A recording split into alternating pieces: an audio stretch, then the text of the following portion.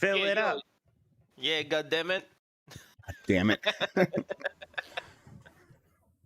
right, hello, chat. Oh, chat is listening? Just now. I was sorry. I apologize. You should. Yeah. Baby, I've like a feeling that this has a hole in it.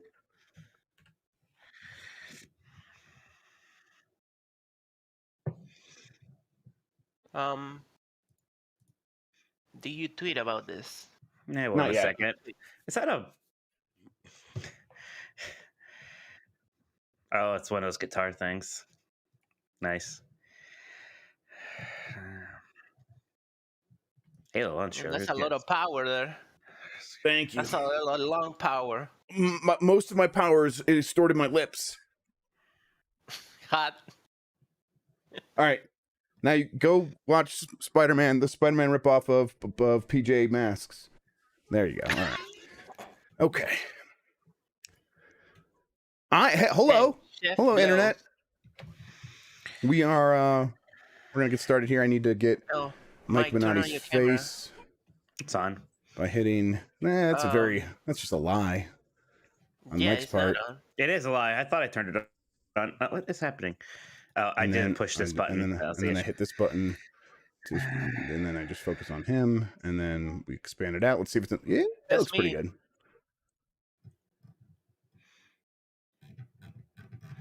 I mean, you could do the immersion, the pop-out window like I told you. Yes, I could. But it's already like pretty much set up for this. So it could, but he doesn't want to. I will be right back and go to the bathroom and get one more backup drink because this one's already empty-ish. I gave you Sounds good. I'm just going to chug my mustard. Mustard chug. Yeah. Mustard chug. Mustard chug. Hey! Hey! Only Christian can see this angle. Yeah, Hello. Yeah. It's pretty hot. He has no pants on. It's crazy. Let me tell you. All right, Christian. Yeah, don't say the words. Don't say the whatever. words. All right. Okay. All right. Oh shit. Yeah. Don't say anything. All right. Yeah, well, I feel like that ship already sailed. I saw something. Hey, whatever. It's blurred now. I went back and blurred it. Okay. I won't say anything. Yep. Yo, Halo is good, huh? Yeah. Is this what this podcast turned into? She's talking about Halo every time it starts? Yeah, I think so. Halo's a lot of fun. It's a lot of fun. The campaign is not even out. I think we're gonna review it as one thing, one game. Yeah. It's weird because it's like, I don't know. Yeah. You don't buy it as one thing, right? But I don't know. I don't think anybody that should play the campaign or just play the multiplayer. Well, maybe the multiplayer, but not the campaign. I don't think so. I don't. Maybe people just play once. I don't know. In Halo 1 and 2 are the best games. They are. All right. Let's see. I have the rundown here. There's a lot of news. What else do I normally need to do? I need to have viewer activity clicked. I need to have the questions. September GamesBeat Decides responses, because I have not cleared it out since September. All right. So scroll down through many crossed out questions. And there we go. All right. I'm set up and ready to go. I don't know. Yeah. I mean. Well, you know what? I should check the audio. Let's see. Is this the right one? Check the music. Check the music.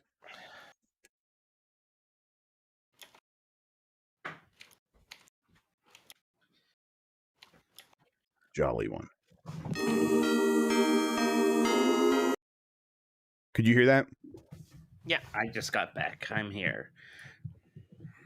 Fucking Mike. Wow. Mike. Sure you did. I'm sorry. Friggin' Mike. All right, everybody. We are, I think we're about ready to start. Mike, how are you feeling? Good. Okay. You didn't tweet, though. I did not tweet. Let's do that right now. Copy video URL. You posted it on the Unthankful Gamers. Nice. You have a TikTok where you dance? I have a TikTok where I post clips of this show, actually, and I posted exactly one clip.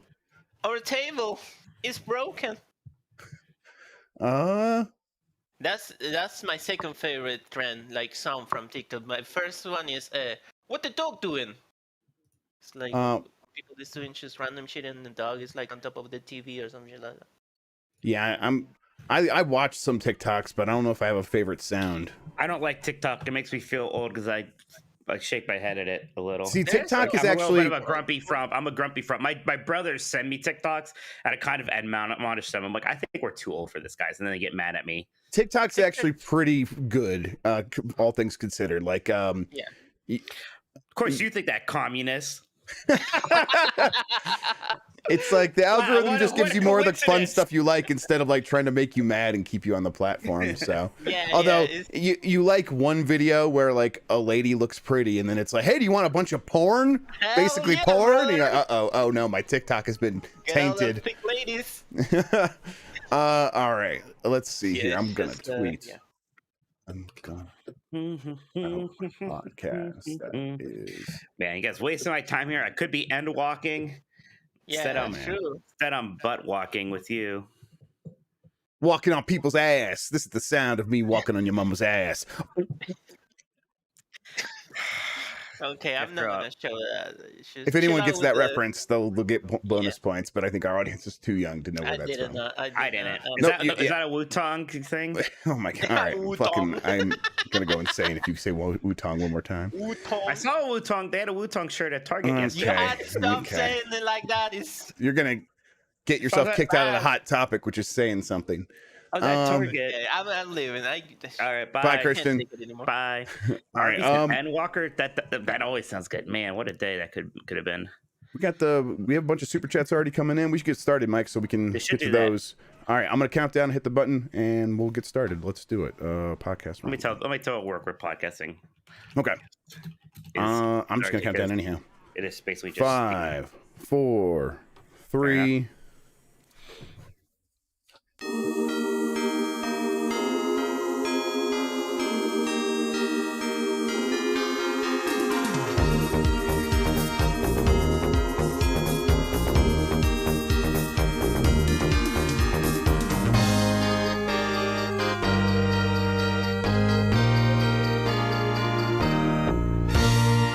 It's the internet. You're busy. Let's do this. Welcome to the GamesBeat Decides podcast. This is the podcast where we decide everything about the world of video games so you never have to think for yourself. I'm your host, Jeff Grubb. With me is Mike Minotti.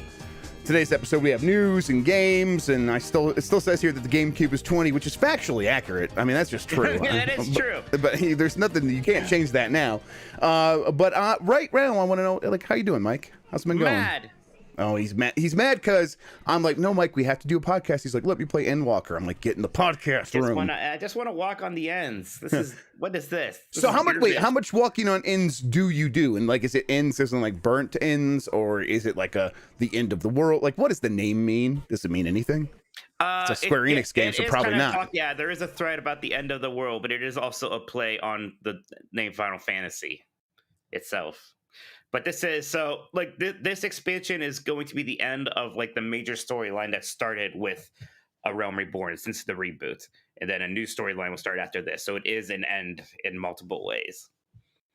It's not just bullshit nonsense. Okay, wait. I mean, you said it's like a play on Final Fantasy, and I just don't get that at all. But Well, I the actually, word "final" and the word "end." yeah, those are okay. synonyms, So you you're see, like Jeff. you're walking in the Final Fantasy. Well, okay, whatever. I'm not buying it, Mike. You've not convinced Wow. me.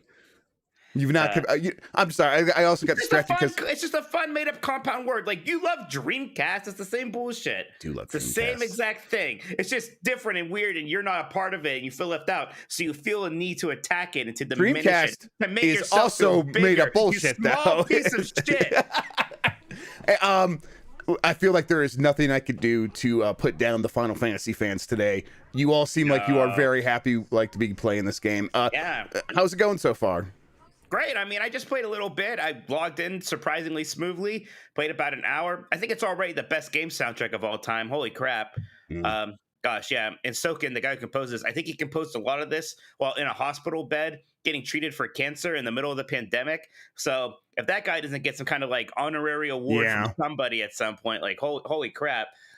But Well, I yeah, think it's just super good. Incredible maybe character we, movement. we can There's make our so own much trophy equity. for him and give it to him. Yeah, Yeah. there you go. There's just so much equity built up here, Jeff. It's unlike anything I've seen before in video games. It's incredible. Even World of Warcraft, it's been around forever, but it has nowhere near the story equity because its storytelling is either minimal, super like segmented and episodic, or bad. So it's not. It's like, it can't really compete with this. Well, I'm happy to hear that. I'll ask you more specifics if you talk about it at the end of the show when we get into what we've been playing. First, though, I want to thank everybody for joining us. You can get more from Mike and me at GamesBeat.com. If you have something to share with us, email the podcast at gamespluspodcast@venturebeat.com. You can also get us on Twitter at GBDecides, or actually at GamesBeat. The at GBDecides, the thing has been retired. Thank you to Carlos Ayin, who does our normal theme songs. He's Insane in the Rain music on YouTube. We're using our holiday music. At least one of them, I think the outro one, is Dale North. And Dale North does a lot of great game music now, so check him out wherever you can. If you are listening to this on the website player widget, you can subscribe to the audio version of this show as a podcast on Apple Podcasts, Google Podcasts, Spotify, and more. If you're watching on YouTube, hit that like button. It helps people find the show. It really does, especially when we're live. People are like, it gets pushed to the top algorithmically. So help us out by hitting that like button. And if you like it, otherwise, you could rate it. Join the Discord, discord.gg/GameMess. And thank you to our mods. And you can support the show by going to patreon.com/GameMess. That gets you into the private channels inside the Discord. And yeah, it just helps us make this stuff. Give a little bit of money to Mike every month. So yeah, It's true. I like that. I like when I get money. yeah, I'm like, hey, this feels right. Don't worry, I donated a good portion of it to charity, so your money isn't being just absolutely wasted on my Final Fantasy 14 subscription. I use it to get Uber Eats. There's that. Well, as long as those Arby's. Yep, as long as it's Arby's, I think basically same thing as a charity, right? Yes, like it's right. given to good. It's given to good. Mike. Also, I think I want to add something here. We can talk about it real quick. Through the end of this month, maybe into like early next month, we're going to be doing the GamesBeat Decides Community Game of the Year. So, someone came to me with this on Discord, like, hey, I have an idea. I'm like, yeah, it's a good idea. Basically, we're going to make a random bracket of all the games that we're going to nominate as a community, and we'll find a way to vote for them each week. And I think what I'm going to do is I'll set up a Google form for people to vote each week. But right now, the Google form is just to nominate a couple of games. So it's going to be your game of the year, your number 2 game of the year, and then a dark horse, like they're like one that you like just want to see if you can get it in there. And to get there, you could see it in the server news in the Discord. I'll put it in chat here. I'll put a link in the Discord into the podcast description. But if you just want to hear it real quick, it's bit.ly/GBDGOTY. So GamesBeat Decides Game of the Year. GBDGOTY. That's a bit.ly link. So yeah, do that. Submit your games. Make sure you do that before the next episode. So do it right now as you're listening to this. Give us your game recommendations for putting in the list. I'll put together a bracket, and then we'll start voting next week. So we'll do like the first round next week, and it'll probably be like a lot of games. I'll have to figure out the best way to do the bracket. But yeah, I'm looking forward to this. I think this will be a lot of fun. Cool. Sounds all right. Good. And then with that, you want to get into the news? Yeah, let's do it. There's a bunch here. We're getting a bunch of super chats already. We got to get it rolling. All right, so let's start here with the top story. Vince Zampella is taking over Battlefield, and who could have seen this coming, Mike? Jeff, I told you this. I don't know if you did a victory lap, but basically everything that came out of this report about what's happening at DICE after the kind of mellow launch of Battlefield 2042 is almost exactly what you said would happen if Battlefield 2042 didn't come out and was a big hit. They're losing a lot of their own control over their own destiny, and Vince Zampella is basically taking over, which is exactly what you said would happen, I believe. Yeah, so I definitely talked about this on Grubb Snacks before. I've probably mentioned it here a couple times, but people ask about, like, what's the future of Battlefield? Like, what's going to happen there? And my hunch here, and based on informed speculation was this was a chance for them to prove that they can do what it takes to define Battlefield going forward. And if they stumbled out of the gate, there's a good chance that EA was going to step in and say, we need to take over guidance here. And really what we want you to look like is a Vince Zampella studio. and we're moving him up, and we kind of might have to remake you in their image, in like Respawn's image. And turns out that's exactly what they're doing. So the details here is Oscar Gabrielson, is leaving DICE, and Vince Zampella is taking over in a bigger role as the new boss of Battlefield. They're going to do a Battlefield connected universe. I don't know what that means, but yeah, that part is weird, and it almost sounds like they mean it connected in terms of the way games are connected, but also like narratively, right? Which, who cares? Right. Like, and like, what are you going to tie it into? The narrative of the game that just came out that people don't seem super into, that does it even have a campaign anyways? No, it doesn't. The new one doesn't have a campaign, but it does have like a backing story where it's about the global climate catastrophe causing like water wars and stuff like that. I don't know. I mean, whatever. They'll figure it out. To me, it just means it probably means a lot of connected characters, and if you buy a skin in one game, it's gonna connect through all the other games. The metaverse. The metaverse is the here. Battlefield metaverse. That's what's going to say Battlefield. Jeff, fuck, why didn't we think about it? You know what? Metaverse. Because we're schmucks. There's no other explanation. We're just a couple of schmucks who wouldn't just say Battlefield metaverse until they were brave enough to say it first. It's and true. Now, I guess the short story here, if people are like wondering what does this mean? Like, oh, Vince Zampella is going to be in charge. I've said this before, but the Respawn way of making games is spending a lot of time prototyping, making sure that you have something really solid in terms of fun gameplay, that you have a vision, and then the second half, like, you take just as long as you took prototyping, building that game as a product.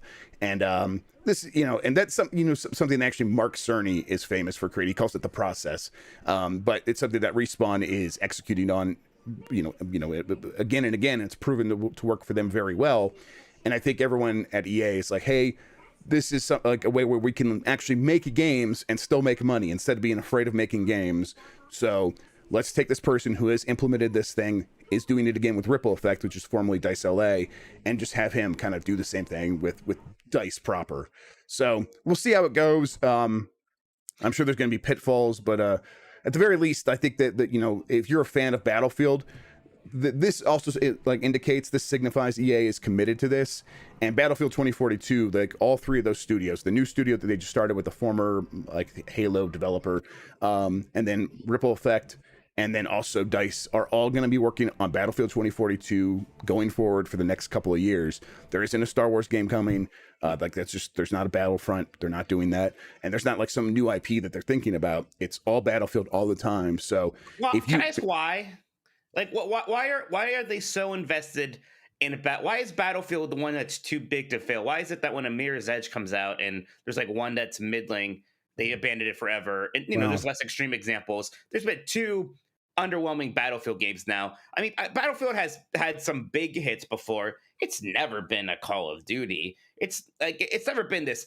It's been something of a pillar for EA, but it has never been like the thing of holding up the company. Why can't they just maybe move on for a bit, try something new, I'm not saying that they can make another, shooter franchise or something, but why does it have to be Battlefield? Why are they terrified of letting that one go? I mean, I think a big part of it is, it like you said, it has worked. Battlefield 1, I think, sold around 15 million copies. Battlefield 1 and Battlefield 4 were both big hits, right? Yes, yeah, and I think Battlefield 3 was like part of that upward trajectory. It has worked, and it does have a pretty big install base of fans, and that want to at least check out the new game each time. And if it's a disappointment, well, yeah, that's a problem. But they're at least checking it out and giving it a chance just because it's called Battlefield. I agree to a point that Battlefield comes with a lot of baggage at this point. It's been around for so long. It like people expect it to be a certain way. And so you kind of can't get away from that stuff too much. So how much can you really prototype? Like, what are you going to, like, you're not going to be coming up with a whole new way of playing Battlefield. It's still going to be a Battlefield game. And that's baggage. But when it does work, it has sold very well, and it's sold way better than any other EA shooter ever has. So like, they're not going to go Medal of Honor. They're not going to try to start from scratch because it's worked. So they're going to stick to this. And also it's not like, Star Wars Battlefront 1 and 2, both those games sold pretty well, but they're licensed games, and that comes with a lot of expenses. And so I think that they're just saying, hey, we want to get Battlefield right, because sure, it's not Call of Duty, but it is our Call of Duty. And there's something to be said for that, where it's like, when one of those comes out and it hits, It is a pillar, like a financial pillar for them. I don't think you know, you never see Activision going away from Call of Duty anytime in the near future, as long as it's like continuing to sell. But Battlefield is in a much more precarious position. I agree, but I still think they're going to keep trying. And 2042, it's at a certain point, it's sunk cost. They've invested so much, they want to get it right. And then we'll see what happens next. I don't know if the next thing after this would be a Battlefield follow-up. Maybe they do try something else after this, but for the next couple of years, it is Battlefield 2042 all the time for these studios. That's interesting. We'll see. Yep. All right. So, you know how everyone's always like, hey, PlayStation needs to have a response to Game Pass, and you know, and I'm like, I don't know if they need that, and PlayStation's like, actually, we need that. So, according to Jason Schreier, Sony is planning a 3-tier sub-service, and this is like under a project named Project Spartacus, specifically to take on Xbox Game Pass. The highest tier could include PlayStation 1, PlayStation 2, and PSP games. To me, it sounds more like Nintendo service than like Game Pass, but whatever. That's fine. That's exciting. I think that's cool that they want to compete. PlayStation 1, PlayStation 2, PlayStation 3, and PSP games. So here's the thing here is that presumably, according to this Bloomberg report, it would still be called PlayStation Plus, and then PlayStation Now would kind of be merged into it. So part of me that's inevitable, right? Yeah, it feels like you maybe still need to brand this in some way. Like, you can't call it PlayStation Plus, but PlayStation Double Plus. The first tier would just basically be like what PlayStation Plus is now. The tier above that, I think, is the one that's like that. So the second tier is the one that will offer like all the PlayStation 4, PlayStation 5 games. Yeah, and then that third tier is the one with all the retro games. Now they say don't expect like Game Pass to get the day. Like the day big one day release. of, yes, that's not going to work with PlayStation. But they can instead fall back on that retro catalog to kind of make up for that, to kind of still make things exciting. I mean, we can already see like Microsoft did that, and now they're sort of at the end of the rope there, right? There isn't a lot of back-compat games for Microsoft to go back to anymore. So they're going to look for other options, but they're out of options in terms of games that were on Xbox and Xbox 360. They said so themselves. They're not doing more backwards compatible stuff. PlayStation has a lot more in terms of like what they could put on there. They have an absolute insane amount, and it's almost incredible they haven't gone to this earlier, but this was always a chip that they could play, and it's a big one. I mean, I was just talking yesterday about how I wish the PSP Ridge Racer game was playable somewhere. Well, they could do that. They could do a million things. PlayStation 3 games, you can get Metal Gear Solid 4 finally going on there. And PlayStation 1, PlayStation 2 have some of the largest game libraries ever, and just absolute crap ton of classics there. So, and Sony has the engineers to figure out backwards compatibility. They have the time, they have the money. They could do this stuff. It's just it came down to like committing to doing that stuff right. And they never wanted to put that money on that stuff because they were making bets elsewhere.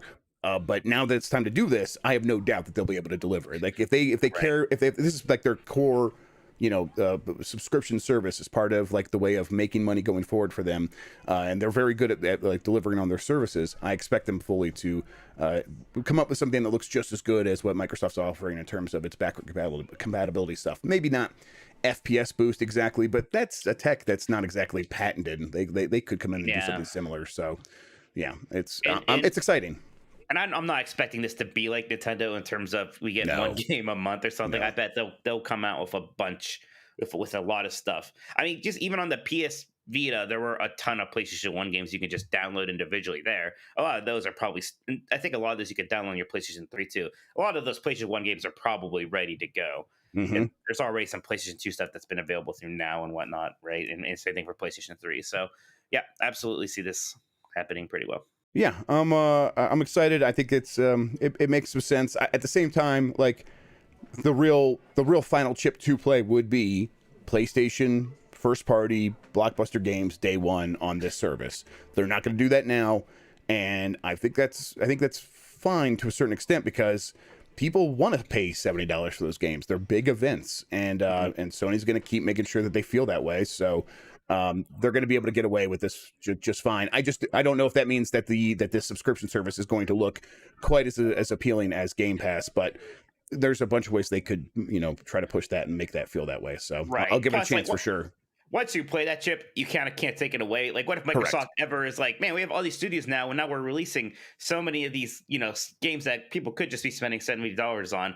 It'll kind of kill Game Pass if they ever decide to. Actually, those don't come out day and date anymore on Game Pass. And it's and like, if someone's like they do, and I think that question is like, for people want to pay $70 for these PlayStation first party games, and it's not okay. They don't sell as well as like Nintendo first party games, but still, like the Spider-Man games collectively sold like 25 million copies. That's really good, and I think they want to make sure that more games feel like those Spider-Man games, to the point where like everyone just wants to buy them as soon as you get a PlayStation 5. So, and that money that they're making from that, selling that game up front, is way more than they would make through a subscription. And they're not thinking about long-term profitability. Sony needs to be profitable right now, and that's fine. That's a business, and it's okay that it runs that way.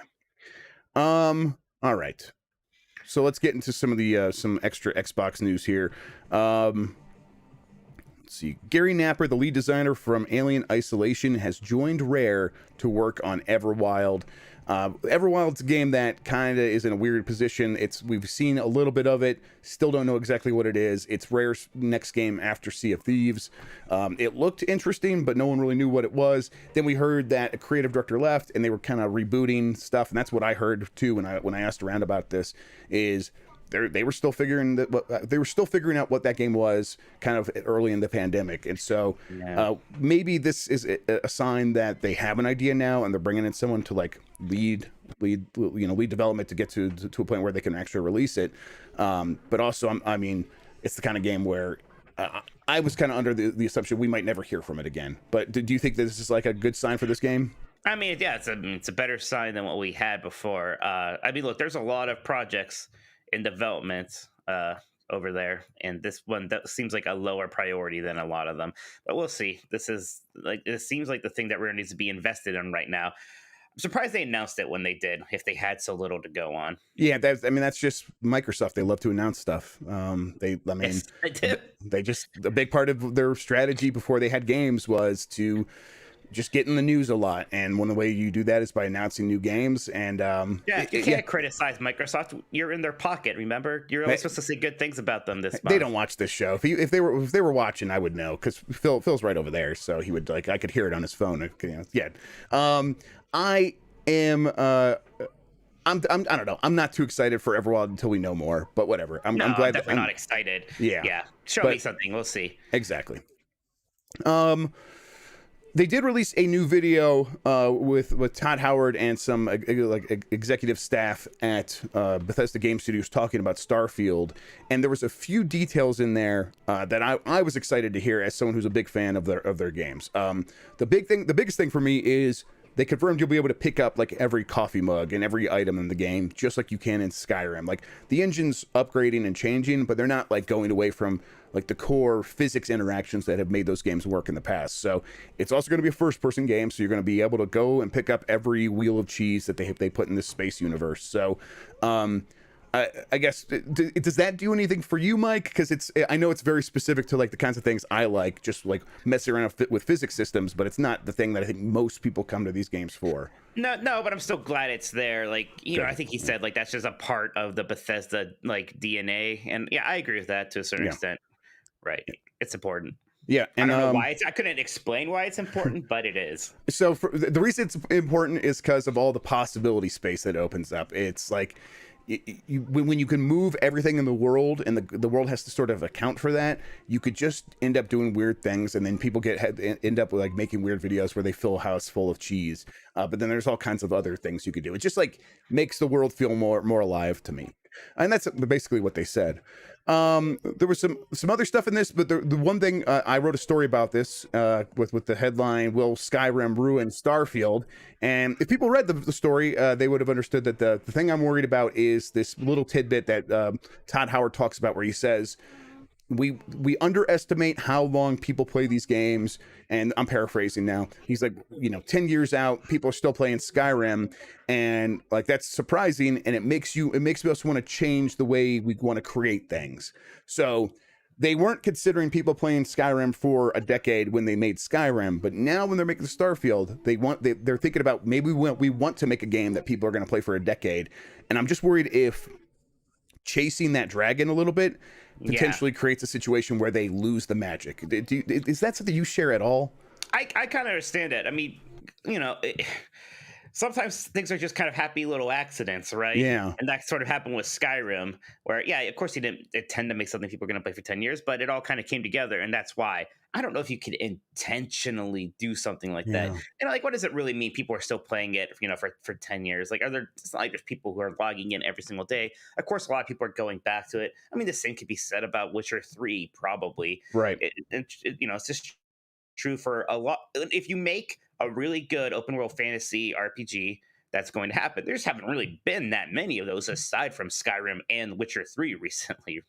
So yeah, I mean, it's just, I don't understand entirely. Just make a good RPG, like a Bethesda RPG, and people will play for the next 10 years. Right. It kind of feels that's how I feel. Like, take care of your fundamentals, and the sort of fandom sort of will take care of the rest. Where we'll show up and like leave the, like, I don't want you, because that's the thing, I don't want them to try to like fill in every single gap so that there's something to do for 10 years. It's the magic is created in those gaps, right? We just fill in the spaces with our imagination, and that's what makes those things, or we fill them in with mods, and I think they acknowledge that. They're like, hey, our fans do create their own stories, but then they actually create their own content using our tools, and that keeps it going. And I'm not worried about that side of things. I just don't want the world to get like overly dense, because that's not what it needs. It just needs to feel dynamic and living and have space for us to get creative.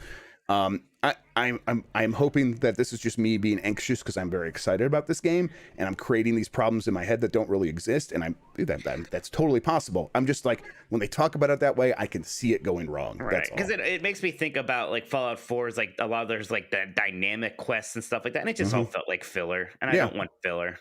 Yeah, and I think that's not that game's strong suit at all. So yeah, filler is bad. I agree. Right. All right. So what else? So from Xbox here, Aliens Fireteam Elite coming to Game Pass December 14th. Do you care? No, man. Yeah, people stopped talking about that game, huh? Yeah, I mean, right now it seems like we have our multiplayer game. We're playing a lot of Halo. I you know, if some other, like, Aliens Fireteam is one of those cooperative shooter, like Left 4 Dead style ones, right? Right, and that we had a glut of those recently, and it seems like if anyone's playing any of those, it's probably Back 4 Blood. Although I know it had a good debut. Maybe I'm just missing it. I'm not necessarily hearing a lot of people still talking about that one either. It feels like it's getting a little bit of a second wind, but in terms of people talking about it, I doubt it's like a second wind in terms of sales, but whatever. It's not going to have Left 4 Dead legs, right? That was a game people talked about for quite a long time. But my bet right now for the game to have Left 4 Dead style legs is Anacrusis, which is a game made by like one of the writers on Left 4 Dead, and it's not out yet, but they're making it specifically to be the kind of thing where it's like, we just want people to like have something to do while they're talking to their friends, and we're going to make sure that there's enough variety so it feels different each time, and that's like their focus. And I'm like, that sounds like maybe the right approach here, but yeah, I don't know. First Halo multiplayer Game Pass bonus revealed: 4x double XP boost and 4x challenge swaps and an assault rifle coating. So if you have Game Pass, you're going to get bonuses in Halo multiplayer. This is something where I was surprised they didn't talk about it more before the game came out, but they didn't take long, and I'm glad this is happening, because it's like, I have Game Pass, I feel like I should be getting something in your free-to-play shooter. Like, it makes sense, right? Yeah, totally. There has to be some value there. Yes, yeah, and it's like, I'm going to spend money in the game. I already have, but on top of that, I'm giving you money for the subscription. It just feels like it should be part of that, and it's good. I'm glad to hear that there's something coming there. And then starting December 7th until December 21st, you can play 35 new demos for upcoming ID at Xbox games. So that's the Xbox independent developer sort of thing. And a bunch of independent developers are going to bring their games and open them up for demos. So you can play those through the next couple of weeks, starting on, when is December 7th? Is that Tuesday? That's Tuesday. So yes. Okay. I know this is the day before my birthday. So we will be recording the day after your birthday next week. So should we sing happy birthday this week or next week, Mike? Next week. Okay. I'm not ready for that yet. I'm not prepared mentally. Fair enough. And then anything else here? No. So let's go into some Sony news. A new patent suggests that Sony could work on a mobile controller, sort of similar to the Backbone. Which are you familiar with the Backbone? Yeah, I am. Yeah, I knew you were reacting. You're like, that's not for me. That's some bullshit. But you're aware of it. I didn't mean to be that dismissive about it, but yeah, I'm aware. Well, it's just like it's the kind of thing I bet like. This might be true. I might have heard your brothers do this, but I feel like your brothers probably like, "Hey, you should get this," and you're like, yeah," and you never actually end up getting it. Is that true? Yeah, that sounds about right. I usually like try. I don't say no because then it turns into an argument. So I'm just like, yeah, exactly. So the Backbone is a controller you just like basically slot on the outside of your phone, and then it makes it look kind of like a weird looking Switch. Now Sony is working on something very similar. To me, this is like them saying, hey, we definitely want to have more stuff streaming to phones and more people playing on mobile, but we also want to make sure that they're using like the Sony controller when they do that. I don't know. Like, I haven't done a lot of streaming off of PlayStation Now on other devices. Could I use like an Xbox controller if I was on PC streaming PS Now? So. I don't see why not. The last time I tried streaming anything from PlayStation was when you could stream from like your PlayStation, was it 3 or PlayStation 4 to your Vita. And I was playing Final Fantasy 14 that way at one point. It was just like, just as for the novelty's sake of it. I was like, oh, that's weird. And then I stopped. Yeah, so like, you know, they made a big deal about like before this generation, like you had to have the dual sense to play these games. Like you can't use the DualShock 4, you have to use a DualSense. But if they were to start streaming PS5 games to mobile to PC, would you have to go out and buy a DualSense to play those games? Like I doubt it. I bet they're going to move back on that a little bit. That kind of controller talk is always launch era talk, right? Yes, about how exactly. super important and special. Like you have to play it this way, what this thing is meant to be, so you don't want to feel left out. Better get it's FOMO. Yep. Let's see. PlayStation Plus games for December with Godfall. Okay, yeah, that's right. I don't have the list of games here, but I do know that there's a bunch of people mad about Godfall because apparently it doesn't include the actual campaign. Like it's incomplete. Yeah, they like made a new version of it that just has like a less of the game so that they can give it away for free instead of just giving away the game for free at this point. I don't know. Everything about Godfall has always been kind of weird. I mean, with Randy Pitchford like helping him out, I don't see how it could have gone so bad, Mike. Yeah, right. Yeah, this was maybe his idea. Let's just go ahead and say this was his. This was the one thing he was working for while he's in his trailer on the movie set. Yes, exactly. Between stalking Kevin Hart. Right. Yes. When he's not like right outside Kevin Hart's trailer's door, he would just like retreat to his phone for a second to put this deal together. Yes. And just great work again, Randy. And then a new update for Dreams, new content to make games, and new story content. So. For me, Dreams needs to come to PC yesterday, and then I'll check it out. I'm never gonna check it out unless it comes to PC. That's just where I'm at. I'm not gonna control that thing with a gamepad. And it's like, and I'm not gonna get my PlayStation Move controllers out which I'm sure are compatible with that. That's just never gonna happen. No, sir. But I'll do a mouse for sure. God knows what those are. Yeah, I know. I mind like occasionally my kids find them and like treat them like just like a toy, and I'm like, oh, I should go get those. And I'm like, yeah, it's like a magic wand or a lightsaber. Absolutely. I let them. I don't try to stop them. I'm like, yeah, go play with it. You're getting more fun out of it than I did. Be careful with those. Those are PlayStation Move controllers. You know what? They should be careful because the batteries are so old in those things. They're probably about to explode and rupture. Incredibly corrosive. The Ascent was rated for PlayStation in Taiwan, so that was that. Earlier this year was one of those Xbox console exclusives. Sounds like that's about to expire. Not too surprising. That tends to happen with all these games. That was about 6 months ago. That seems to be about the length of console exclusives that Microsoft is going for right now. So, like next year, Stalker 2 is going to come. I bet if you wait a few months and you're on PlayStation, you'll get Stalker 2 as well. Nintendo. Here's the big Nintendo news for the week, Mike. The biggest. So last week we had an argument about what was the biggest game release of December. Is it the Gunk? Is it Endwalker? And the joke there was we weren't saying Halo, right? But then now the real biggest game is here. Paper Mario for the Nintendo 64 coming to Nintendo Switch Online on December 10th. Mike, are you going to play it? No. Man, I hope there's some more Nintendo news before we do Nintendo. I mean, this is the only. Not only is it the only Nintendo 64 game they announced for NSO this month, they didn't even announce any NES or SNES games, did they? No, they have one thing coming to the Nintendo Switch Online now. when did the N64 stuff come? That was just like in October, right? It's October or November. It must maybe October. Maybe is right, huh? So- yeah, 'cause so it was, wasn't it like right around when Dread came out? Like, Yeah, it was. OLED and all that bullshit. Yeah. So, okay, so it hasn't been too long, but if next quarter we just get one N64 game and no NES, no Super Nintendo, and no other N64 games, that's going to look bad. That's going to be like, okay, awful. They're just drip feeding this like to death at that point.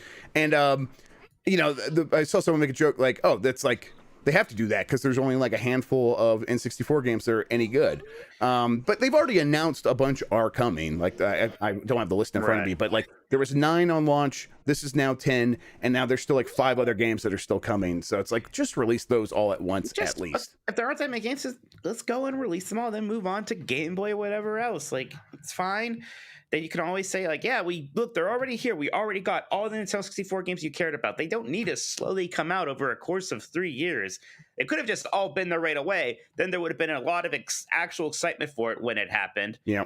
And you know, people would still want to buy it. They would still just see, oh wow, it's every Nintendo 64 game I care about. I don't understand this weird drip feed thing. And again, I bet if Sony does their thing, like they're going to make Nintendo look real stupid. I think because they're going to have so many more, they're going to overwhelm people with choice, and that's what everyone else does. Like when it did Disney Plus launch, like the whole point is like, wow, it's pretty much every Disney movie you care about. Like that's how everyone else has figured out what people care about. That's how you get people excited. But Nintendo is still like, every few months they'll get Blast Core. I think Nintendo's part of it is incompetence, part of it is not understanding what people want, part of it is also Nintendo's just really precious about its games, and like Nintendo 64 is still some hot stuff. And drives me crazy because the fact that they still have this notion that Nintendo 64 is somehow significantly like higher or different than Super Nintendo at this point. It's bonkers. It's bananas. Yep, it is. But I mean, they're like, they sent us a press release about this one game they were launching, like it was like some sort of new game release. And it's, I mean, listen, Paper Mario is a pretty good game. And, it's a good game. And people are going to enjoy it. A bunch of kids are going to get through it the first time. All that stuff is fine. But just in terms of like, if you weren't already subscribed and this was announced, it just feels like if you're not a Paper Mario fan, this isn't for you. And like you said, the whole thing that Netflix does and Disney Plus does is they give you so much at once that you kind of feel like you are going to miss out on a ton if you don't get it right now. And it works. But I guess it's working for Nintendo too. So who are we to argue? But I just feel like it probably could be working better if they were doing more games faster, which they should have the capacity to do.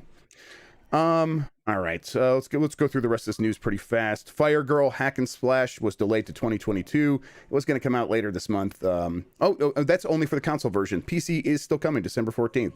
So that is exciting. Never mind. Your review fantasy thing is saved. Yes, our Fantasy Critic League. I have that in the Fantasy Critic League. I'm like, I have one more slot left. That's coming out in December, so I'm gonna get that. Too bad you completely ruined your credentials. Oh yeah, you can't trust me anymore because of a Fantasy Critic thing I do for fun and no actual monetary gain. Well, you can you could influence that. You can sabotage your entire career. I'm going to sabotage my career to win this thing in our Discord for Mike's referencing an argument we had on Twitter with someone, but acquisitions. Nordisk is acquiring Flashbulb Games. I know Nordisk is like a pretty substantial like publisher trying to move up to acquire more and more stuff. I don't know what Flashbulb Games is though. Let me just look. I just want to like search it real quick. Flashbulb Games. I hit the swear. I hit the bleep button because my kids are they're just dirty sailors. Just saying all kinds of crazy stuff back here. Flashbulb, isn't that like Trailmakers?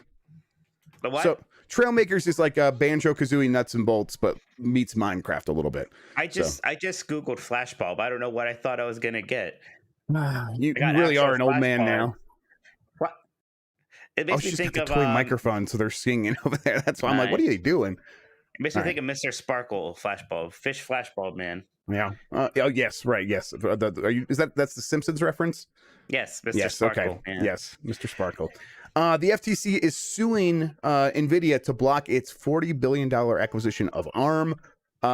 This is something we don't need to go into too deep here, but basically ARM is the designer of most mobile chips. Like the ARM process is like this thing that is the backbone of many Apple devices, many other things as well. And Nvidia wants to acquire that, and it would be like a huge, like it would basically be a monopoly in a lot of ways. So they're trying to stop that. All right, I'm gonna tell this kid to stop. Hang on. No, it's good. Keep going. I like just literally yelling as loudly and as obnoxiously as you can. That's called singing in this house. That's what we all sound like when we sing. Good. And good, I bet the chat probably actually still can't hear it, but whatever. All right. Bobby Kotick is still a shit. The Activision Blizzard King walkout coordinator, Jessica Gonzalez, is leaving Blizzard. So she was trying to effect change by demanding that Kotick step down. When he said he's trying to snake his way in and to make sure that he could stay, Jessica Gonzalez is leaving Blizzard because she feels like she can't change the environment. So she doesn't want to be a part of it. Does it feel, is the zeitgeist left already for Kotick leaving or getting tossed out? Has he already weathered that storm? I feel like any more pressure? Is it just going to be all coming down to what the next quarter looks like now? Is that a big part of it's going to be what the next quarter looks like? Yeah, but I don't know. The Wall Street Journal seems to be all over this. I think most sources are talking to them. So if more stories come out, it'll ramp back up. I think. To me, if we don't get more stories about what's happening inside of Activision Blizzard King, that is really bad for Bobby Kotick.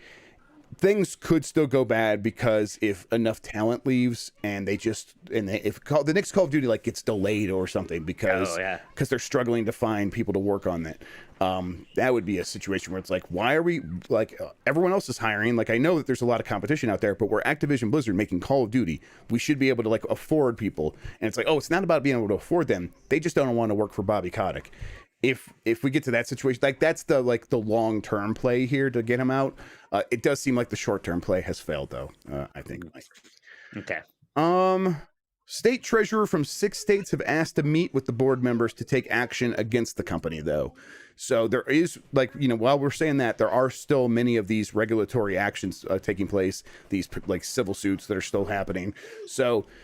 They're still going to have a lot of time in court and to have to deal with the fallout of this stuff. But even if Bobby Kotick leaves, that stuff's not going to go away. They'll still have to face that stuff. So they might be thinking it's no reason for him to leave for those things. Now, maybe if the regulators say, well, as part of your punishment, if he leaves, your fine won't be as much. Maybe that helps. But again, I don't know. Okay. Some quick hits. Steam hit a new all-time high with over 27 million players. Marvel Universe MMO is in development at Dimensional Inc., which is the studio that makes DC Universe. That's it. Remember there was that Marvel MMO? They just showed a teaser trailer for it at one point. I feel like it was a bunch of superhero costumes in tubes or something. And it's Marvel this. MMO. I remember this. Well, I was probably more tuned and interested in MMOs at that point than you were. Yeah. Then they were never mind. So, that could be interesting though. I mean, when was that? When was that? 10 years ago? Was that 10 years ago when the thing happened? Probably even longer. Probably 15 years during ago. During the real MMO glut. Okay, yeah. During the real glut of World of Warcraft sure is a big hit. Right. How can we get in on that? Around the same time, Lord of the Rings Online and was becoming a thing, I think. But yeah, I do wonder if that Marvel MMO is going to literally look like DC Universe Online. It could be interesting.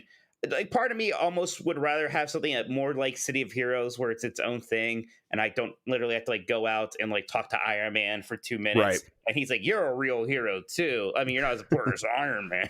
But, stuff like that. We'll see. CDPR, CD Projekt Red has confirmed that DLC is still in development for Cyberpunk. The Cyberpunk next gen patch is still on track for Q1. The Witcher 3 next gen patch is on track for Q2 of next year. And there's also going to be a pretty significant update for all versions of Cyberpunk early next year as well. So that's their focus. They have a lot of stuff going on, but they also confirmed that they are spending a lot of money on researching what their next game is going to be. So they've begun spending money on that. So I guess maybe we'll hear about that soon. I can do that for them. It should be Witcher 4. Wow. You can give that money to me. Yeah, just hand it over. Money, please. Money, please. Money, please. Yeah.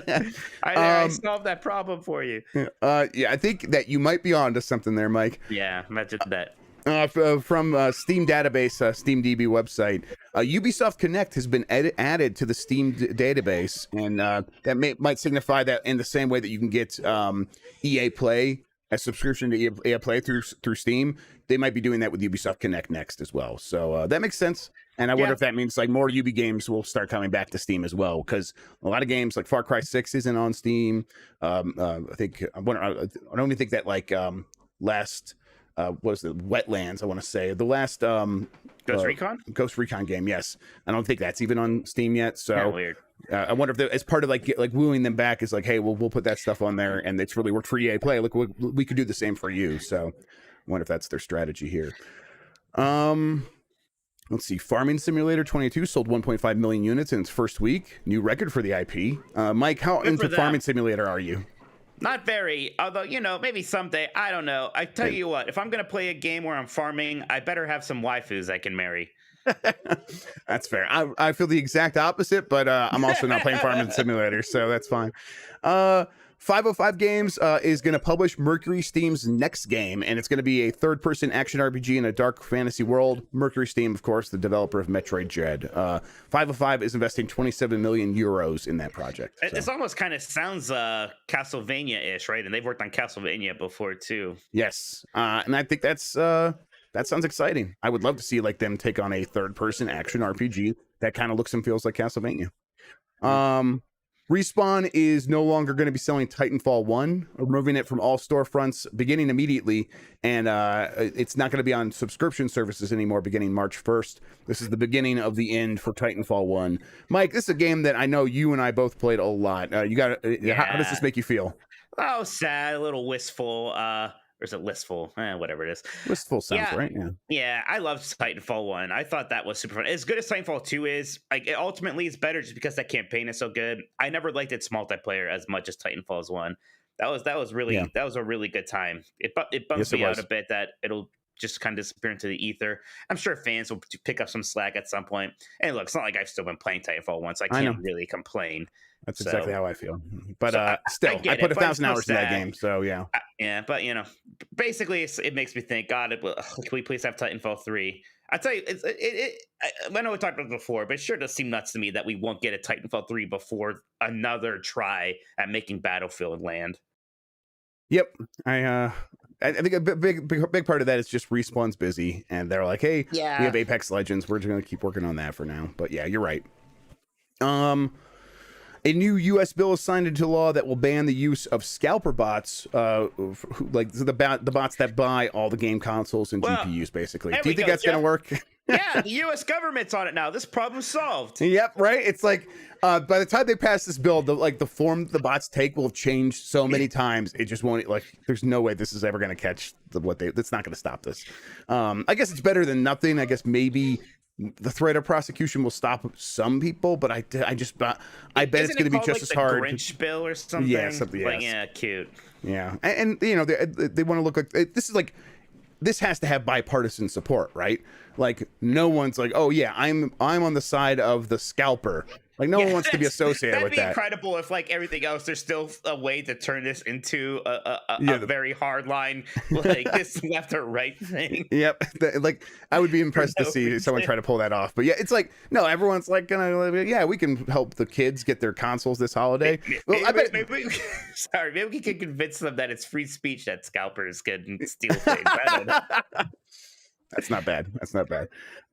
Matrix Awakens, an Unreal Engine 5 experience, was listed on the PSN database.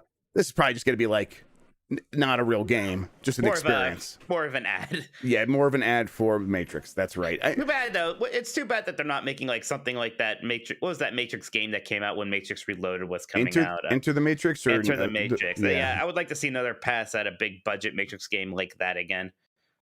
I would too. I think the Neo one, the follow-up to that game where you actually played as Neo, was even better. So yeah, I wonder what the future is for Matrix games. I wonder if they're going to try to do more. Like WB could do that. Like, they want to make games. And this is something they're definitely going to own. So yeah, everyone's always wondering what the what is it, the Monolith working on Monolith's up to.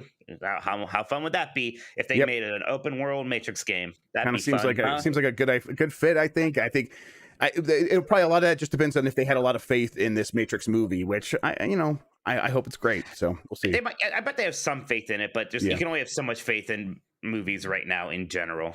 Agree. Mainframe Industries, which is that studio that was making that cloud-based MMO that I said Xbox Game Studios was interested in publishing. It raised $23 million, not from Microsoft, from Andreessen Horowitz and a bunch of other investors. And as part of that deal, my understanding is that they backed off of the agreement, of any agreements or potential agreements with Microsoft and Xbox. And this game will probably come out as a multi-platform game. So no longer an Xbox Game Studios project. It sounds to me like there's a chance that like one was played off of the other to try to increase the amount of money they might get here, and Microsoft was part of that and was a good partner. But then I think investors are realizing that games might be a good way to like make some money right now again. So that interest has come back and gave them a chance to make a lot of money right now, and they'll be able to maintain their independence with this. So I think that was appealing to them as well. Hazelight has abandoned its trademark for It Takes Two because of legal claims from Take-Two, which is just a shame. But I mean, the game is still going to be called It Takes Two, but... Yeah, I don't know. I've seen people reacting strongly to this, and I see other people saying this actually isn't that big a deal. Right. It's not like they're saying they have to change the name or they can't make any more money off of this. It has something to do with, legalese and names I don't really understand. But probably Take-Two probably does have its lawyers probably do feel like they have to. There's this thing with trademark specifically, not with copyright. Copyright is like an automatically applied thing. With trademark, you have to go out and defend it to continue to have claims to it. I just I don't know. Like, no, you're going to confuse the video game It Takes Two with the corporation Takes Two, right? But like they probably didn't need to do anything here, but. Right? But some lawyers would argue that they very much feel like they should have to do something, so that later in court they could prove that they did take action in the past. So this is why we're taking action now. This is something we feel strongly about. That's part of defending trademarks, but. Whatever. They're not going to have to change the name of the game, and that's actually the real thing here, because they're probably like. If they make another game, like it would probably have to be called something different than It Takes Two because it's a sequel with the number 2 in it. But they weren't going to make a sequel probably anyway. Yeah, I mean the game is done really well, so I just wouldn't be surprised they want to do a follow-up. But a follow-up doesn't have to like be exactly It Takes Two 2. Like they could do more there. It Takes 3. Yeah, a million things you do. But the bright side is maybe Joseph Ferris is gonna say something mean to Take-Two at the Game Awards now. Oh man, I'm primed. I'm ready to go. Oh, speaking of that, I'll be streaming that live right here on our YouTube channel. So you can find the details in the Discord. There's like a little calendar thing in the Discord now. And but I'll be streaming it live. Mike, you could join me if you want. We'll mostly be writing throughout that thing. So yeah, sure. Yeah. All right. That does it for the news. Mike, I'm very interested in getting to some of these super chats. I see some good ones, more coming in as I'm speaking. So Mike, please take it away. Kung Fu Hot Dog says, "Good Friday, boys. I think Bobby Kotick will stay at Activision as he's using distraction language where people forget he's Al Capone, untouchable. With each thing, he looks a bit more vulnerable. So it just depends on how many things are left. Right? And, who knows? Right? Who knows? Who knows what the future it's death by will hold. 1,000 cuts, and he's at like cut number like 750 or something like that. So, Yeah, he sends another super chat. Jeff and Mike, Battlefield 2042 is a disaster. Are devs struggling to keep up with the ever-changing landscape of tech? Never had broken games in the mid-2000s. Well, that's not true.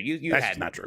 You had broken games in the mid-2000s. We don't remember them as fondly or stuff. And there wasn't social media to like pump them up and say, look at this trash fire. It was just like a kid bought it, got disappointed, and then cried to their mom to get a different game. Like it's just different. Yeah, I mean, there's a million reasons why Battlefield 2042 probably isn't doing better. Yep. And some of it is just like, some of it is timing, some of it is the decisions that they made, the things that are missing, just the landscape right now, other games. There's a lot of stuff going on there. And I'll be honest, I'm not playing it. I don't have any great insight into it myself personally. I just know what I'm hearing, and I'm just kind of, the general vibe I'm getting, this kind of lack of enthusiasm or outright disdain towards it. So, is what it is. Yeah, the real thing there is just there are a lot of leadership left after Battlefield 5. There is a pandemic. EA didn't want to delay it any more than it already it did delay it, and so we're like, hey, we got to make money this quarter. the 400 people working on the game at DICE proper kind of just were like, hey, we're not going to make a single player game. Let's just focus on the multiplayer and Hazard Zone. And then those modes, while fine, definitely still have their problems. So there just seems to be all up and down the chain, like just sort of failures. So they're going to try to figure it out, but it just is and you know, there is something to your point though. Like, yeah, there were broken games in the mid 2000s, but games are way more complicated now. So there's a lot more opportunities for things to fall apart. And that's just what we're seeing with games like Battlefield 2042. Dr. Butthugger says, last GamesBeat before Game Awards, what games have you heard will be shown during the ceremony? Jeff, I know that you're probably holding on to all the juicy details for the next Grub Snacks, but maybe you can throw us a little more. I was gonna start looking around for the next Grub Snacks beginning like this weekend and stuff. So I still haven't done, or I haven't heard much. I'm leaning towards Hellblade 2 still being there because I just haven't heard anything to the contrary. Maybe Avowed. Jedi Fallen Order 2, maybe, but probably not until next year, actually. So that one's, I'm like, I thought that like maybe that might make sense for this, but no, that seems like we're going to start hearing about that early next year instead. That game's still supposed to come out late next year. So, but yeah, I don't know. I think that The Last Night is one that I think might be there. I asked around about it. That game, I'll be surprised if it actually ever ends up coming out, but I think we might get another trailer for it. And The Last Night, for people who are unaware, is that cyberpunk-looking indie game that it looked gorgeous, but then it had like the creator got in trouble for around 2014 for supporting Gamergate and a bunch of stuff like that. So then we haven't heard about it since, and he broke up with the publisher, and now he's supposed to be publishing it himself, or maybe he's going to get another publisher. So there's just it's a big mess. But the game looks really pretty and shows really well in trailers. So and also the thing when Jeff Keighley said, there's just something coming that's been 2.5 years in the making. This game was supposed to be at the Game Awards in 2018, and then it wasn't. And so people are like lining up those dates and be like, hey, maybe that's what he's talking about. But beyond that, I'm not sure. I'm ready to be surprised. So I'll be watching it with everybody else, and maybe I'll have some surprises, and that'll be nice. Casual says, dear Bullion Boys, that's fun. What song from games would be the worst to pork to? For me, it's a toss-up between Spyro Mountain from Banjo or Smash's Lifelike. Listen, I think if you think that those songs would be bad to pork to, you're just porking wrong. Wow. Buck Bumble, I think, would be a good one. The Buck Bumble thing. I was thinking, I was in a similar vein. I was thinking the Donkey Kong rap. Yeah. To me, these are just very romantic songs. I don't see the problem. It's a good question, though. I'm not sure. I don't. Maybe like the 99 seconds or less time running out music in Super Mario Brothers or something like that. You'll be getting anxiety, and that's the last thing you need when you're making love. Moving on, PVT Cross Pile says, my 1-year-old gets excited when I watch GamesBeat Decides and Nintendo. I hope your 1-year-old can't understand what we're talking about. It continues, it is very happy when the Cruisin' Blast outro happens. Yeah. Here's babysitter money. Ha, thank you. Cruisin' Blast, by the way, is perfect porkin' music. Absolutely. Cruise it. Yep, I feel it right there. Yeah, let's go. I never heard it called. I have to say, I never heard it called pork. It's a pork before. I haven't heard it called porking in a very long time, but it's normally it's the kind of thing when a show needs to say fucking, but they're like, oh, we're on TV, so we have to say something else. We're cowards. So like, were you guys porking? And that's like always the funny guy in the show saying it or something like that. But most shows don't even do that anymore. Uriel Delgado asks, thoughts on Sony Spartacus? This is their supposed revamp of PlayStation Plus. Will it be as expensive as Frick? If it's streaming only, what incentive would there be for gamers to not just go emulate the classic games on PC with enhancements? I thought that the assumption would be that it's not streaming only, at least in terms of the classics. Maybe it is. Maybe I missed that part. I imagine it would be price comparable to Game Pass, right? Yeah. I think that the top tier probably is like $15 per month, and then that top tier probably is not something that you could get cheaper by buying the whole year, which I think is how Game Pass Ultimate tends to work. Like there isn't like an annual option, I don't think. So I bet it wouldn't be more than that at the very least. Victor Marinez says, I'm in dumb jury duty waiting shit. Thanks for going live. Thank you, Victor. I know I'm wrong to think this, but like I have romantic ideas about jury duty that I'm sure. Have you ever had jury duty? I've gotten summoned a couple times. One time, and both times they've said no. I am convinced that like I must have just missed my summons because I've never been summoned as far as I'm aware. So I did. This year I just like went through mail and I noticed a summon and I never responded to it. It was like from months ago. And at first, like, I guess I just I guess I just won't ever say anything. They didn't seem to miss me. They didn't seem to miss me, so I guess I got away with it. But like, I'm almost bummed. Like, I want to do it, but again, this is somebody who plays too much Phoenix Wright and thinks that 12 Angry Men is a great movie. I have, again, romantic ideas about it that would probably not not stand up to the reality. Yep. Not at all. Azier Ruiz says, hello, Pokecast, brilliant hair, Jeff, and shining head Mike. That made me laugh earlier. That's good. Should I be hopeful for Kojima across Xbox or an In Exile game on the Game Awards?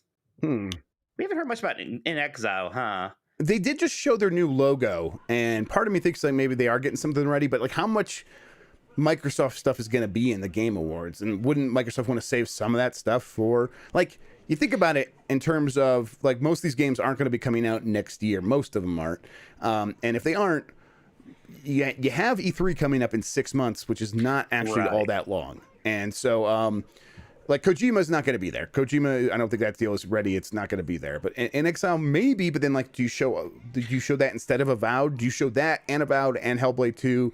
And at a certain point, you are just running. You're like getting rid of stuff that you can't show again at E3. I guess you could in different forms, but I don't know. I think if we get in Exile and Hellblade 2, then we probably don't get Avowed. And then if we get Avowed and Hellblade 2, we probably don't get in Exile's new game. But I'm not sure.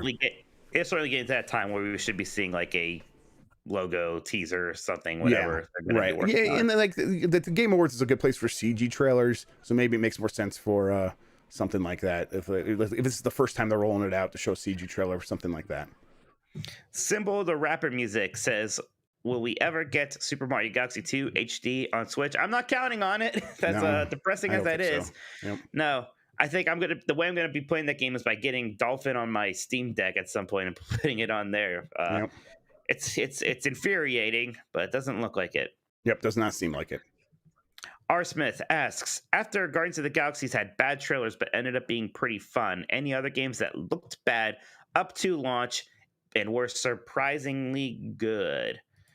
I mean, based on my preview period with the game, Halo Infinite, like it's a game that you didn't have much excitement about, right? Yeah, and it's like, this is pretty good. Yeah, this is surprisingly good. That's how I feel. I know. Remember Doom, the reboot. I had no interest in that. That's a real good one. I had no interest in the trailers and everything. It's like, it looks like another shooter. I think people don't remember that. Most people were that way. And most people were like very dismissive of it. Like we'd see trailers and be like, oh, it's just Doom. Like, okay. And had I known how much I was going to end up loving that game, I'd be like, oh man, I'm very excited for this. But yeah, Doom 2016, great game. The marketing never ever worked on me. Josh Tarpley says this is just a super chat to lament the lack of Titanfall 3. Maybe someday pilots. I mean, someday it's going to have to happen. Yeah. Who knows? Probably not anytime soon. And that Titanfall thing where they announced like we're going to stop selling Titanfall 1, they're like, we're not done with Titanfall. Right. But they said like in Apex Legends and then even beyond Apex Legends. So they're effectively saying we will get back to Titanfall in some way someday. But it's just not. It doesn't seem like it's going to happen anytime in the next couple of years. Jeremy G asks, what do you think, who do you think wins the NPD crown for November? I mean, if it's consoles, it's just... He's talking hardware. What's that? He's talking hardware. I asked in chat. He said hardware. Yeah. So, I mean, it's just a matter of supply. I don't know if there's enough Xboxes and PlayStation 5s out there to pass up the Switch still. And even Switches are selling out. It almost seems irrelevant to me. It's just like they're all going to do very well. But I don't know. Yeah, they're all going to sell pretty much. Like I went to Target on Black Friday to go get some medicines for some family members who weren't feeling well. And I went by the video games just to check it out. And yeah, there wasn't a single piece of hardware, period. So, there was no Switch. Of course, there weren't any PS5s or Xbox Series X's, but yeah, no Switches at all. So everything's just going to sell as much as they could ship that month. And my guess is that the Switch probably still comes out on top. If not, I think there's a chance because of the Xbox Series S that the Xbox wins that month. I was at Target yesterday, like I think I mentioned earlier, and they had one of the Animal Crossing Switches, and I was pretty surprised. And for a dark second, I was like, I'm going to buy this and resell it. And I'm like, no, I won't do that. But I was just so shocked. I just was like so shocked. I felt like I won the lottery, but I couldn't do anything about it because I didn't need it. I was like, "Well, I can't believe it's actually a Switch here." Those actually probably do still sell for more than retail, but it's like they aren't the Switch OLED now, so I wonder if that like hurts it a little bit. Okay, that's true. Kung Fu Hot Dog says Metacritic score for Halo Infinite 83%. What say you? It's tough because it depends on like if people are matching the multiplayer and the single player together. But if we are putting it all as one game, I'm going to say it's going to be about 85%, 86. That's like based on just like nothing because that's not my review at all. Based on nothing, also, yeah, sure, but I'm going to say higher still than that. We'll see. Very excited. Supernova says gosh, I'm going to say his name wrong. Is Stig Asmussen. That's right. Yep. Oh, good. Working on Star Wars Jedi Fallen Order 2. Do you expect her to appear at the TGAs? I thought Stig was a man, but whatever. I'm not sure. The Star Wars Jedi Fallen Order 2 is not. It's probably not going to be at the TGAs just because the last time I heard it was going to appear early next year. I do think Stig is working on it though. Okay.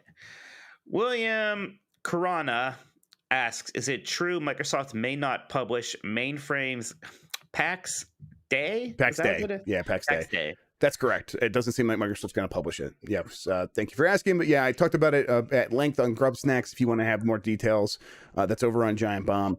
But I talked about it early in this episode.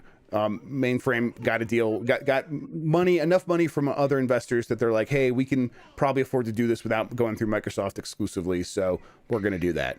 They might still end up like running on like Azure Tech and might still work with Microsoft on co-marketing and stuff. But it's not going to be an Xbox Game Studios published game. Supernova says Omicron. How did you pronounce it in your disgusting tweet? Omicron. That's not exactly right, but I don't like it. I didn't like it too. I'm like, I got to share this with the world. Casual says, I dare you to make sweet love to the Wario Land soundtrack. No, thank you. I accept that dare. Film it, you coward. Ariel Delgado said, thoughts on Roundhouse Studios PvPvE shooter based on a comic IP. Jeff, is this a new rumor I don't know about? I think it's like just an amalgamation of rumors. Roundhouse Studios is the one that was working with. I feel like we've done this bunch with Roundhouse specifically. They are one of Bethesda's teams. That's like one of the ones that like people think of after everyone else. But yeah, I no thoughts about it specifically. I don't know much about it, but we'll see. I'll give it a shot. PvP for VE is always a concept that is it's exciting because it gives you a chance to like imagine. Oh yeah, when you come up against other players, it's going to be like a multiplayer game, but you'll still be able to take out all these bots and work together and have progression in a match or whatever. But I don't know. I don't know what to think about it beyond the rumors. Okay, so Roundhouse Studios is basically the new name for what was Human Head Studios. Okay. Sounds like okay, right, something like that. Okay, so they're the ones who made The Quiet Man. Really? Yeah, they made The Quiet Man. Well, then I'm very excited about it. Studios did, so I guess maybe that's why they had to change their name. That's right, the Wisconsin studio. Okay, fair enough. Was truly a masterpiece. That's the last of them as far as I could see. Let me get to the questions we got from our Discord community. Let's hop in here from Delta Prime 84. Short of convincing Jeff Baclar to hire me, what path would you recommend in 2021 for getting into games content opinions business? I'm considering doing a podcast or Twitch or YouTube. What do you see as the pros and cons of each platform? Don't do it on Twitch. Like if you're gonna I'm gonna do a show where I commentate stuff or start a podcast, don't just start it on Twitch. Twitch is for if you want to stream games full time, or if you want to create an interesting show that's gonna blow people away, you can do that on Twitch. But short of that, it's hard to find an audience on that platform. Mm-hmm. Same with like starting podcasts. Honestly, I think the best bet is to go on YouTube, start making videos where you commentate on the news and bring your own sort of spin on things and try to be entertaining but most informative, and just stick to a regular schedule. And if you do that, that sort of stuff you can use to help you you could point to that as like, oh, this is my reel or whatever. I've done this sort of work before, and if anyone is hiring, you can point to that stuff. But if you just start doing it, and I think you start doing it on YouTube, it seems to be the platform that has the best discoverability. Not that it has great discoverability, but of those, it's definitely the best. Like podcasting has no discoverability, so it's tough. Yeah. All right. From Louis Pizzelli, happy Friday, prediction time, fellas. What will be the biggest reveal at the Game Awards that leaves everyone buzzing about it? I'm gonna say I don't know. I bet we finally see something that's called Silent Hill. How about that? And I bet everyone will be excited. There is a Silent Hill coming, but like where it's ever going to show up, who knows? Yeah, that if that happens, that would probably be the biggest one. And Konami did skip E3 after saying they were going to be there, so maybe they have something to show off. I think we'll probably get some new Vin Diesel game. We'll get yeah, he'll just come out with something new. Yeah. The pacifier, the game. The pacifier, the game, right? The pacifier cross Fast and Furious. There we go. From Pappy Wappy, Jeff, have you heard any rumblings about the next generation of Ouya? It's been a few years since Razer acquired them, and I feel we're long overdue for any sort of announcement. Personally, I'm excited to see how they further. No, it's okay. Personally, I'm excited to see how they further innovate on the controller, haptic feedback, resistive triggers. Thanks, and happy Friday. Do you think Pappy Wappy's fucking with us? This will be the big announcement at the Game Awards. No, this is there you go. A good, serious question, and he's right to be upset and indignant about the lack of Ouya updates. Now, Razer did just announce their like mobile switch killer thing that's going to use a Qualcomm chip and stuff, and I wonder if there's any Ouya tech in there. Not that they would need that, but I wonder if they have some of those patents, so maybe they do have something there. From Screaming Madden, this question is for Mike. All right, Mike, you ready? I'm ready.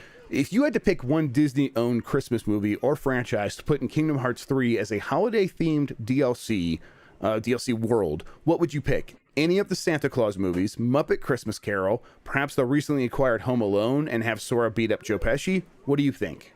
Man, so these are all great. The last episode of 90s Disney that we just did was about the Santa Claus, so I'm a big fan of that. Muppets Christmas Carol, though, that's an excuse to finally get the Muppets in Kingdom Hearts, so that's fantastic. And Michael Caine. But Home Alone is my favorite Christmas movie. I love Home Alone, so that's also hard to pass up. Those are all great. I think I'll say Muppets just because I really want the Muppets in Kingdom Hearts, and this will kill two birds with one stone. Yeah, those are all really good answers. I think I would probably go Home Alone just because I'd like to see that, but I'm not going to play Kingdom Hearts 3 in any way, so it doesn't really matter to me all that much. You can watch the video of it, though, and laugh. Exactly, yeah. The Muppets answer is pretty good, too, though. There are a lot of great Muppets Christmas specials beyond just the Christmas Carol. Yeah, Letters to Santa is on Disney Plus this year. Yep. I watched that while I was putting up my tree, actually. Yeah, they haven't put up the one with John Denver yet, but that's on YouTube. YouTube, I think. Yeah, it's bad quality, but it's on there at least. Yeah, it's fine. You just put it on kind of in the background, have the music going. It's good. And then the one where it's like them and the Sesame Street guys all in that cabin, and the Fraggles are there too. Fraggles are there. Fantastic. Yes, I remember watching that one as a kid because I'm like, the Fraggles are here too. I remember they would air it like every year. I remember that. I loved it. From Blackheart Vinyl, Windjammers 2 was announced for Game Pass on day one, so Xbox officially won the console wars, right? There you go. And Windjammers 2 is a very exciting release coming to Game Pass. I'm ready for that game. From Blackheart Vinyl, love Halo, but not a big PvP guy. Really holding out for firefight mode. How soon do you think that could happen? Are those modes relatively easy for devs to do? Do they get much engagement off them? Or am I one of the few who cares? Mike, I don't think I've ever played firefight mode. I'm assuming it's a horde mode. Yeah, I think it's something like a horde mode. I bet it's something that's like it's on the roadmap. I forget if it's literally on the roadmap, but some sort of PvE content. I'm sure it's coming. Heck, they just added a horde mode to Quake 1. Yeah, that's right. Yes. God, that's so awesome. We should actually play that. We should play that because that sounds great. I would like to spend more time with Quake regardless, and that sounds like a great way to do that. Doom has, I think Doom Eternal got a horde mode like recently, and no one talks about it. But yeah, they'll do more PvE. I think that the big thing for them first up is campaign co-op. That campaign is going to be a lot of fun with co-op. So, and Forge, So I think they just want to kind of get to that point where they can let people go wild there, and that could be the PvE stuff for a while, and then after that, probably come back around and do a hard mode, do firefight or whatever. All right, let's see here. Pappy Wappy is back. A year in, do you guys feel advancements made with the DualSense controller will eventually make their way to the competitors? The gimmicks work on me, and I wish some of those features were present while playing games like Forza Horizon 5. Forza Horizon 5. What do you think, Mike? I like the DualSense a lot. I still think that the Xbox controller is good enough in terms of having like really good feedback and vibration. Like it still feels very good in Forza to me. It seems good enough to the point where I don't think they're going to rush out and release some kind of new controller and segment the audience or anything like that. Yeah, it's the kind of thing where, you know, they added Bluetooth to the Xbox controller last generation, stuff like that. So, but that's not a huge big feature, right? Like in terms of input or output, that's like an output, right? It's giving information back to the player. Yeah. That's something. It's a whole nother beast. But if they start packing it in with new systems and release it, and if you go to buy a new controller, that's the only one you can get, they could sort of get away with it. I just don't know if I agree with your assessment that it's not something they need to do, like they need to rush to go do. It's not that important. The trigger rumble for games like Forza is really good, and they barely used that last gen. They only use it in Forza games, and it's like, okay, so we're going to rush and do all this, you know, research and development to kind of have a similar situation again. They're probably not going to do that. I'm also someone who's not as blown away by the DualSense as those other people, so that's me. Mike made fun of me because I wear shoes in my house because I have touch sensitivity. And he's like, so your feet are too sensitive to so if you feel a crumb, it bothers you. But if you're holding a controller, you can't feel it because you have not enough sensitivity. I'm like, basically, but that's always been kind of a lie. I was just trying not to be the guy who is down on the DualSense. I'm like, yeah, I can tell. That's why, yeah. I was just like, I don't want to be the Xbox guy who's like, hands are broken. I'm like, I'll just blame myself because it's not that big a deal. It's not a problem. Like, this is not something I'm going to go out and tell other people, you can't like that. It's not that at all. It's just like, I do it. And I'm like, I don't notice it anymore. So whatever. All right, let's keep going. Thank you, Pappy Wappy. Broken on you. I don't know if it's your hands, but something's broken. No, that's without a doubt. Screaming Madden with a couple. I know I've been guilty in the past of giving the Game Awards and other gaming award shows more value into the award aspect than I should. But over the years, I've come to accept that as a consumer, it's fun to watch these shows, but unnecessary to get crazy invested in the awards.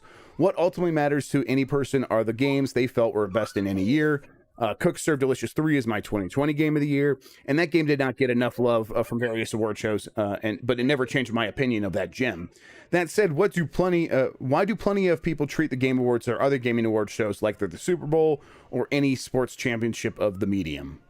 I mean, it's fun in a way to get a little worked up and to rally behind one of these. And look, there's a reason why to rally behind this one. It's definitely one of the best production values. It's the one that is the most exciting. Like, the voting process is good in a lot of ways. I think it's fine. I just don't like the timing of it. I don't know why exactly we don't just have a December 31st cutoff. That's my biggest issue with it. Yeah, it's just a balancing thing where it's fun up to a point, and then if people do take it too seriously, then it's kind of frustrating. But up until that point, it's fun to take it kind of seriously. Yeah, exactly. You're right. Like, if it bums you out that other people are getting into fights and taking it too seriously, you know, that's fine. That's reasonable. But you don't have to go swing the other way and be like, it doesn't matter at all. Nothing matters. It's like, and that's true. Nothing matters. But you get to, that means you get to decide what matters to you. And it's like kind of fun to be like, hey, we're going to go treat this seriously because then we can have a fun conversation about it, and it sparks other sort of things that we can do creatively based on that stuff. Like, go watch it and have a good time. And at the end of the day, if my favorite game doesn't win, or if the collective community of people voting make a bad choice, oh well. Like, okay, no, not a big deal. Let's see, Screaming Madden with another one. And now the Game Award themed question that's for fun, and you know the rules. Buy one, rent one, banish one. The last three best independent Game Award winners from the Game Awards. Your choices are Celeste, Disco Elysium, and Hades. So buy one, rent one, banish one. This sucks. I haven't played Disco Elysium, and I really want to. I really want to. I think you would really like it. It's maybe slightly too grim for you, maybe. But the systems are so good, and the characters are great. but it might like the characters are really well written. I think you might be a little bit repulsed by the main character, but you should still try it. I think I will still banish it because I really like Celeste and Hades. Yes. What are exactly the options again? Was it Celeste, Disco Elysium, Hades, and you're gonna buy one, rent one, banish one. Buy one. I will. Gosh, I love Celeste. I will rent Celeste though because I really, really like Hades, and I'll buy Hades. I could probably still keep playing Hades. Eventually, though, I did most of what I wanted to do that game, just kind of stopped so I can move on to other things. But I could have kept feeling it. I could have kept playing it. It was great stuff. Can you hear Addie in the background going, Spidey Man? I hear her saying a lot of funny things. Yeah. Leave me. She screamed to leave me alone at one point. That was Emmy, and she's yelling that at her sister because her sister keeps messing with her. Yeah, so for me, I think I'm probably pretty similar. Hades is Hades is just an all-time fan. I mean, Celeste is too. Yeah, but right. Yeah, it's Celeste and Hades are actually very close. But yes, they are. I think Hades just edges it out, right? And then Celeste is a rent. And then I'll banish Disco Elysium. I really liked it, but I didn't finish it. It is still sort of a very like reedy game and stuff. I mean, it's fun. A lot of people really like it. I enjoyed my time with it. And it's got great systems for sure. The kids are going at it, Jeff. Are they wrestling? I think the theme song for the Spider-Man show came on, and now I just think they're trying to sing it. Oh, I thought they were battling each other. They might be doing that too, but right now I look over, it just seems like one's kicking, and now the other one's grabbing her face. So yeah, they're wrestling. Good. All right, from Danger Man Leap. With the announcement of Battlefield Universe, it feels very desperate since admittedly box sales of Battlefield 2042 were not good in the UK or Japan and player count is drifting off. I feel since Apex Legends is heavily influencing Battlefield 2042 so much, Vince is going to push, you don't like it, here's more of it. Feels like everything is going in the direction of Vince taking over and few others seeing Battlefield as an opportunity for their own vision. And eventually turning Battlefield fully into a place where tribes war over a declining franchise. Okay, where tribes are warring over a declining franchise. Sorry for being a party pooper. People put their faith way too much into game god fantasies. Yeah, I think this is just saying that like Vince Zampella is not necessarily going to be the answer here. And I tend to agree with that, like that idea where like the ideas can't come from Vince Zampella. It's got to be like the concept of how to make a game that can thrive is coming from him, and then the team in charge of at DICE has to just implement those practices to come up with their own ideas and their own voice. If that's not what they're doing, then I agree. Yeah, for sure. I tell you what, he said the word tribes, and all I'm thinking is like, oh, we should get a new Star Siege Tribes. That would be fun. But that free-to-play one came out like 10 years ago, and it just didn't get enough traction for whatever reason. Yes. I loved it, though. Yeah, it was. I remember playing and having a lot of fun with it. The one I played the most was Battlefield 1943, I think, for Xbox Live Arcade. I played a bit of that. Yeah, that was a lot of fun.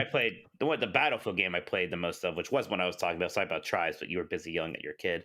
Yes, sorry. I was actually just Battlefield 1942 back in the day. Yeah.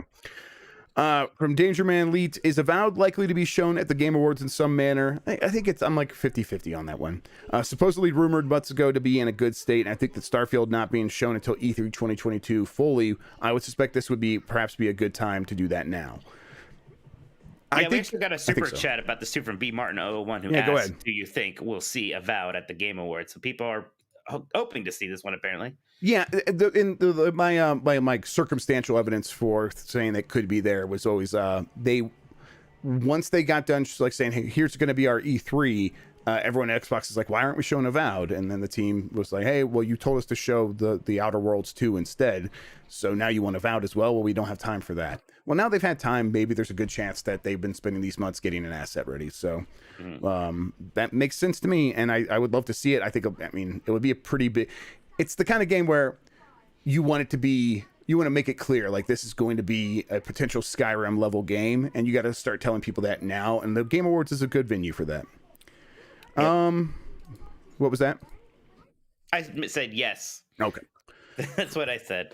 From Giggy. Feel free to skip this question if it's a conflict of interest. Let's see what he says here.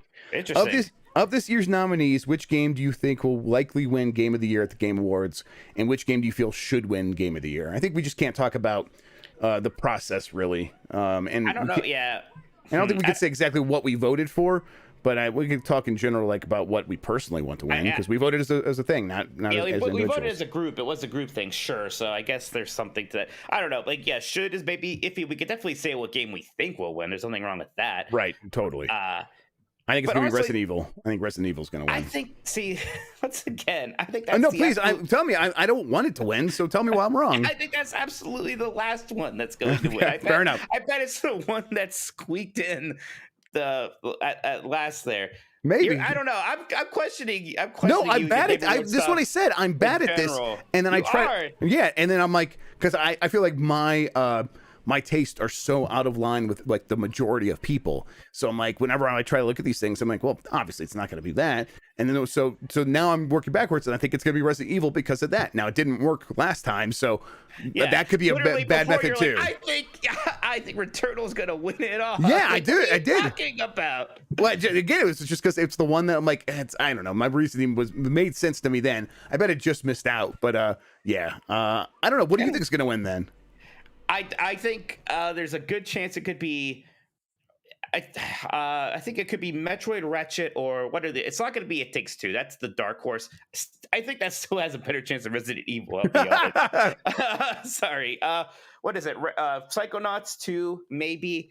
I don't know. It's hard. I think I actually do think it's a pretty tough field this year. It seems like there's a lot of things on equal grounding here. I don't think there's anything that would be a super shock to me. I still think, Jeff, who still talks about Resident Evil 8?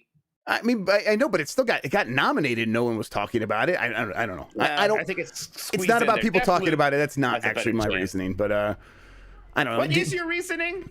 That I think it shouldn't win. So so your self-deprecation is all it is. It's And that then, you see, think you're an idiot. Yeah, so you're I'm like, trying to like double. You're trying to like move 3 steps ahead. Yes, which exactly. Is just And making then- you and then- circle back to a new form of idiocy. yes, exactly. And then it turns out 3 steps ahead is a cliff, and I've fallen off and made a mistake again. I mean, Deathloop. Do you think Deathloop has a chance? I don't know. I think it does have a chance. I think it has a better chance than Resident Evil. Fair enough.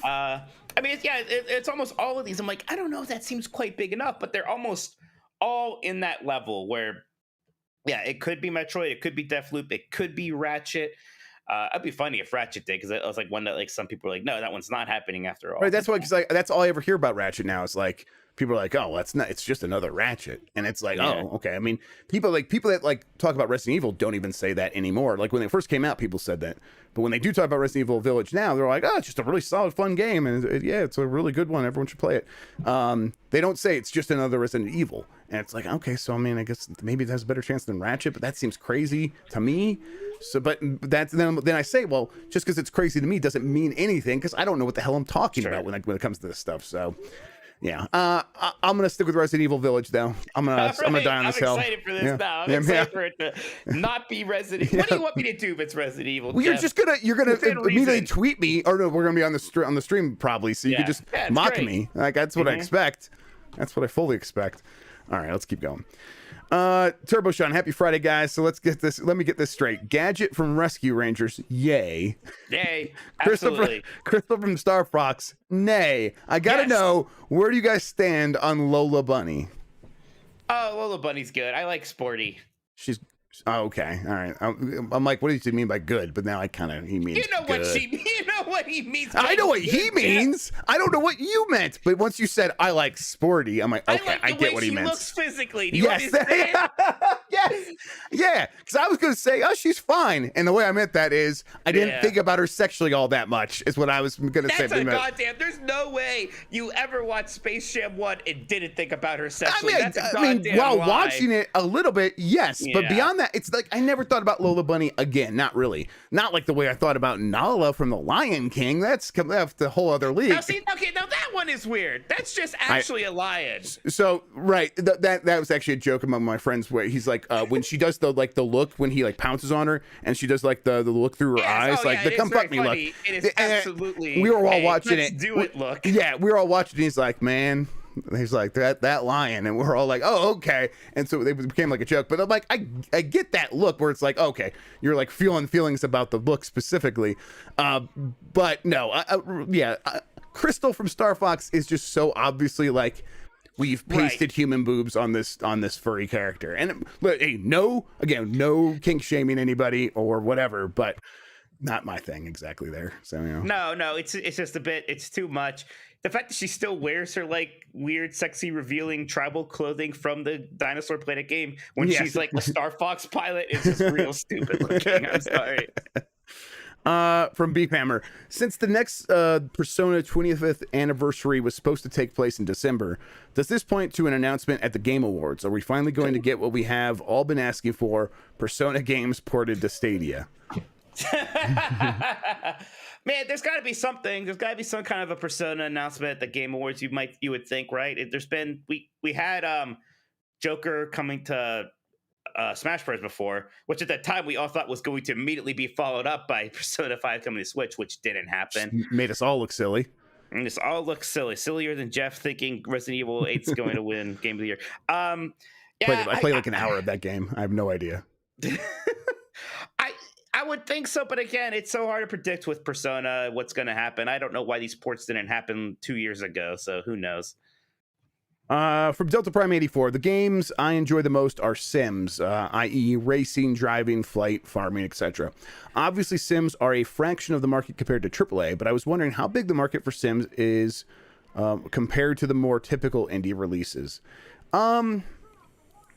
I don't know if it's like if even these companies like compare and contrast it. What it is the market is large enough to support multiple sim like games and often multiple sim games that are about the exact same thing. Like there's more than one farming simulator, for example, and there's more than one city builder and all this stuff. So and like there's a ton of like racing sim and driving sims and stuff.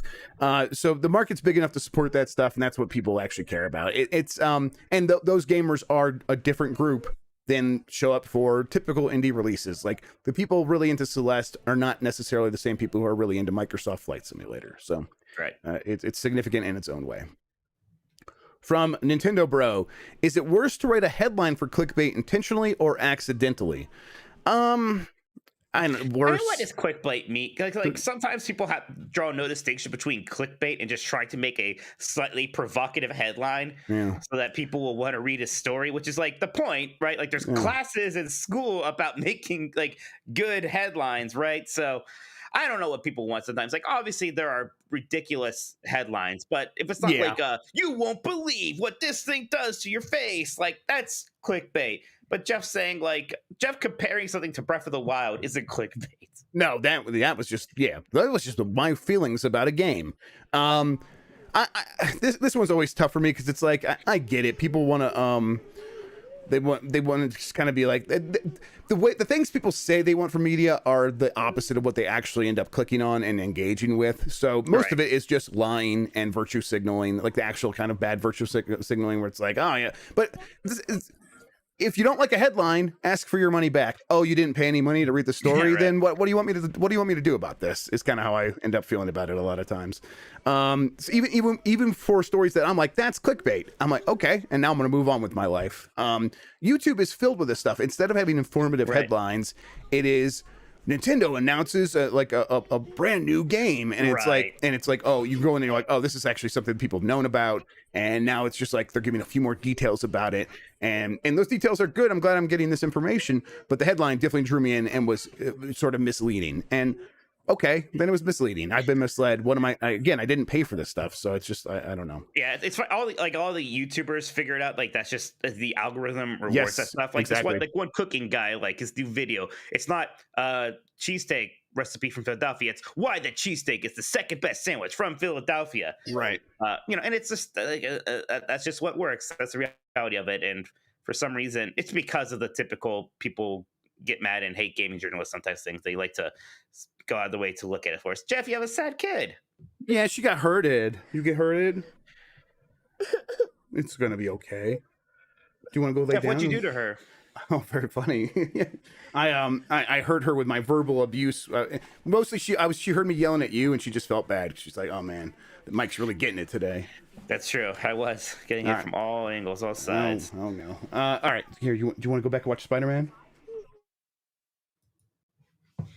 I'll be right back. It'll just take a second. That's fine. I'll play this line like I do.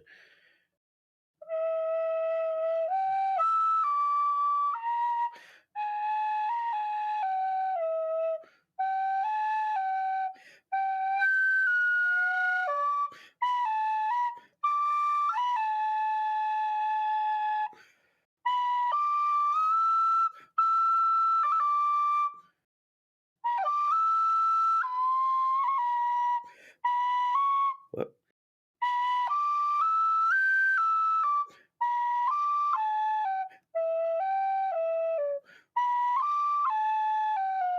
Whoop.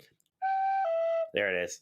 Play something from the Endwalker soundtrack. I don't know anything from the Endwalker soundtrack yet. All right, I bribed them. They're gonna get Happy Meals after we're done here. So it's something from Mario Land. Oh, I want a Happy Meal. That's a good idea, Mario Land. I'll tell you what. Mario Land. But that soundtrack is doing a lot of work on that one. I think if that game didn't have that soundtrack, there'd be absolutely no interest in it anymore. Yes. Now this is Orkin music. Now this is pod racing. All right. Epic Open World. Rank these from the most likely to least likely to be at the Game Awards. Final Fantasy 16, Last of Us multiplayer, Redfall gameplay trailer, the next 3D Mario, NetherRealm Studios' next game. Wow, that's a lot. I'm gonna say NetherRealm is very unlikely. I was gonna say NetherRealm is the most likely, but fair enough. Okay, then. Well, you probably know better than me. Well, Right, I mean, why'd you say NetherRealm? Because it's like we're overdue for them anyhow. I guess, but I guess we're overdue for them. But I guess just because we don't think it's injustice that if it was Mortal Kombat, there might be a bit more of a break. Is all I thought. That's true. But I mean, there has been more of a break. But I don't know. What do you think is the most likely then? Gosh, say them one more time. Final Fantasy 16, Last of Us multiplayer, Redfall gameplay trailer, the next 3D Mario, NetherRealm. Maybe Final Fantasy. I think why we haven't been hearing about it is because they've been waiting to launch Endwalker, and now Endwalker will be out. That might be wishful thinking on my part. What do you think is most likely? I do think it's NetherRealm Studios' next game. It's most likely. It's the one that like the timing's lined up. It has been longer. If they needed more time, though, they could probably still have gotten something done by now. I'm going to let you do the full thing here because you have the games in front of you. You have the inside information. Let me hear from you. What do you do the full ranking here? Yeah. Okay. So most likely is NetherRealm. I think the second most likely is Last of Us multiplayer. I feel like that's overdue as well. That is overdue. And then after that, Redfall gameplay trailer. I'm like on the border about because it's it would be time, but that's coming out this summer. They could show something now that we saw the first reveal at E3 now. That's 6 months. Then now we're 6 months out. Let's get a gameplay trailer, but maybe not because they have again so much Xbox stuff. Then Final Fantasy 16, and then the next 3D Mario is the least likely. Yeah, the two I want the most, you had to put it the least and second least likely. And now Final Fantasy 16 probably could, but I just feel like maybe we're gonna have to wait until next year to actually get that, and maybe even E3 at this point. Maybe they're just like actually sprucing that game up a ton. I do agree. I don't think there's any way Nintendo shows the next 3D Mario at anything. No, that's an E3 showcase only. Yeah, that's for them. That's not going to be shared. Yep. All right, for another one from Epic Open World. Why does EA Respawn keep teasing us, Jeff, with the possibility of more Titanfall? They announced Titanfall 1 would no longer be for sale, and in the same announcement said, don't worry, Titanfall is part of who we are, and in the future there will be more Titanfall. When is the future? Technically, the second from now is the future. Yeah, right there. It's all the future. I think the reason this is them saying predicting they were going to get a lot of questions about Titanfall's future with this announcement, and just heading that off at the pass and being like, we have every intent of going back to it, so let's just admit that, and that'll like save us from some of the questions. So like our community manager doesn't have to like answer that every time. He could just point to this statement from now on. It's placating. Yeah, it's a placating move, and it's also probably the truth, but it's just right now it is about placating more than anything else. From Reese Elliott, Super Reese, superpower, can you teleport any game character into another, or you can teleport any game character into another game's universe? Who would you send where? I'd teleport a Last of Us fungus monster into the Mushroom Kingdom and spread an undead army of toad clickers. I teleport Daisy into whatever game I'm playing. Oh my god. I'm funny. Oh no. Yeah. Oh no. What is he talking about? Right? I don't know. Let me think here. I would probably just put Kirby in any game so I could like absorb every power as Kirby. I actually thought about Kirby immediately too for some reason. I don't know why. Kirby's just can fit in anything. That's the thing. It would be funny to see Kirby in The Last of Us. I almost said it. I did say it. Oh god. After you said Kirby can fit inside almost anything, I almost brought up Daisy again. In a not very PG way. Yes.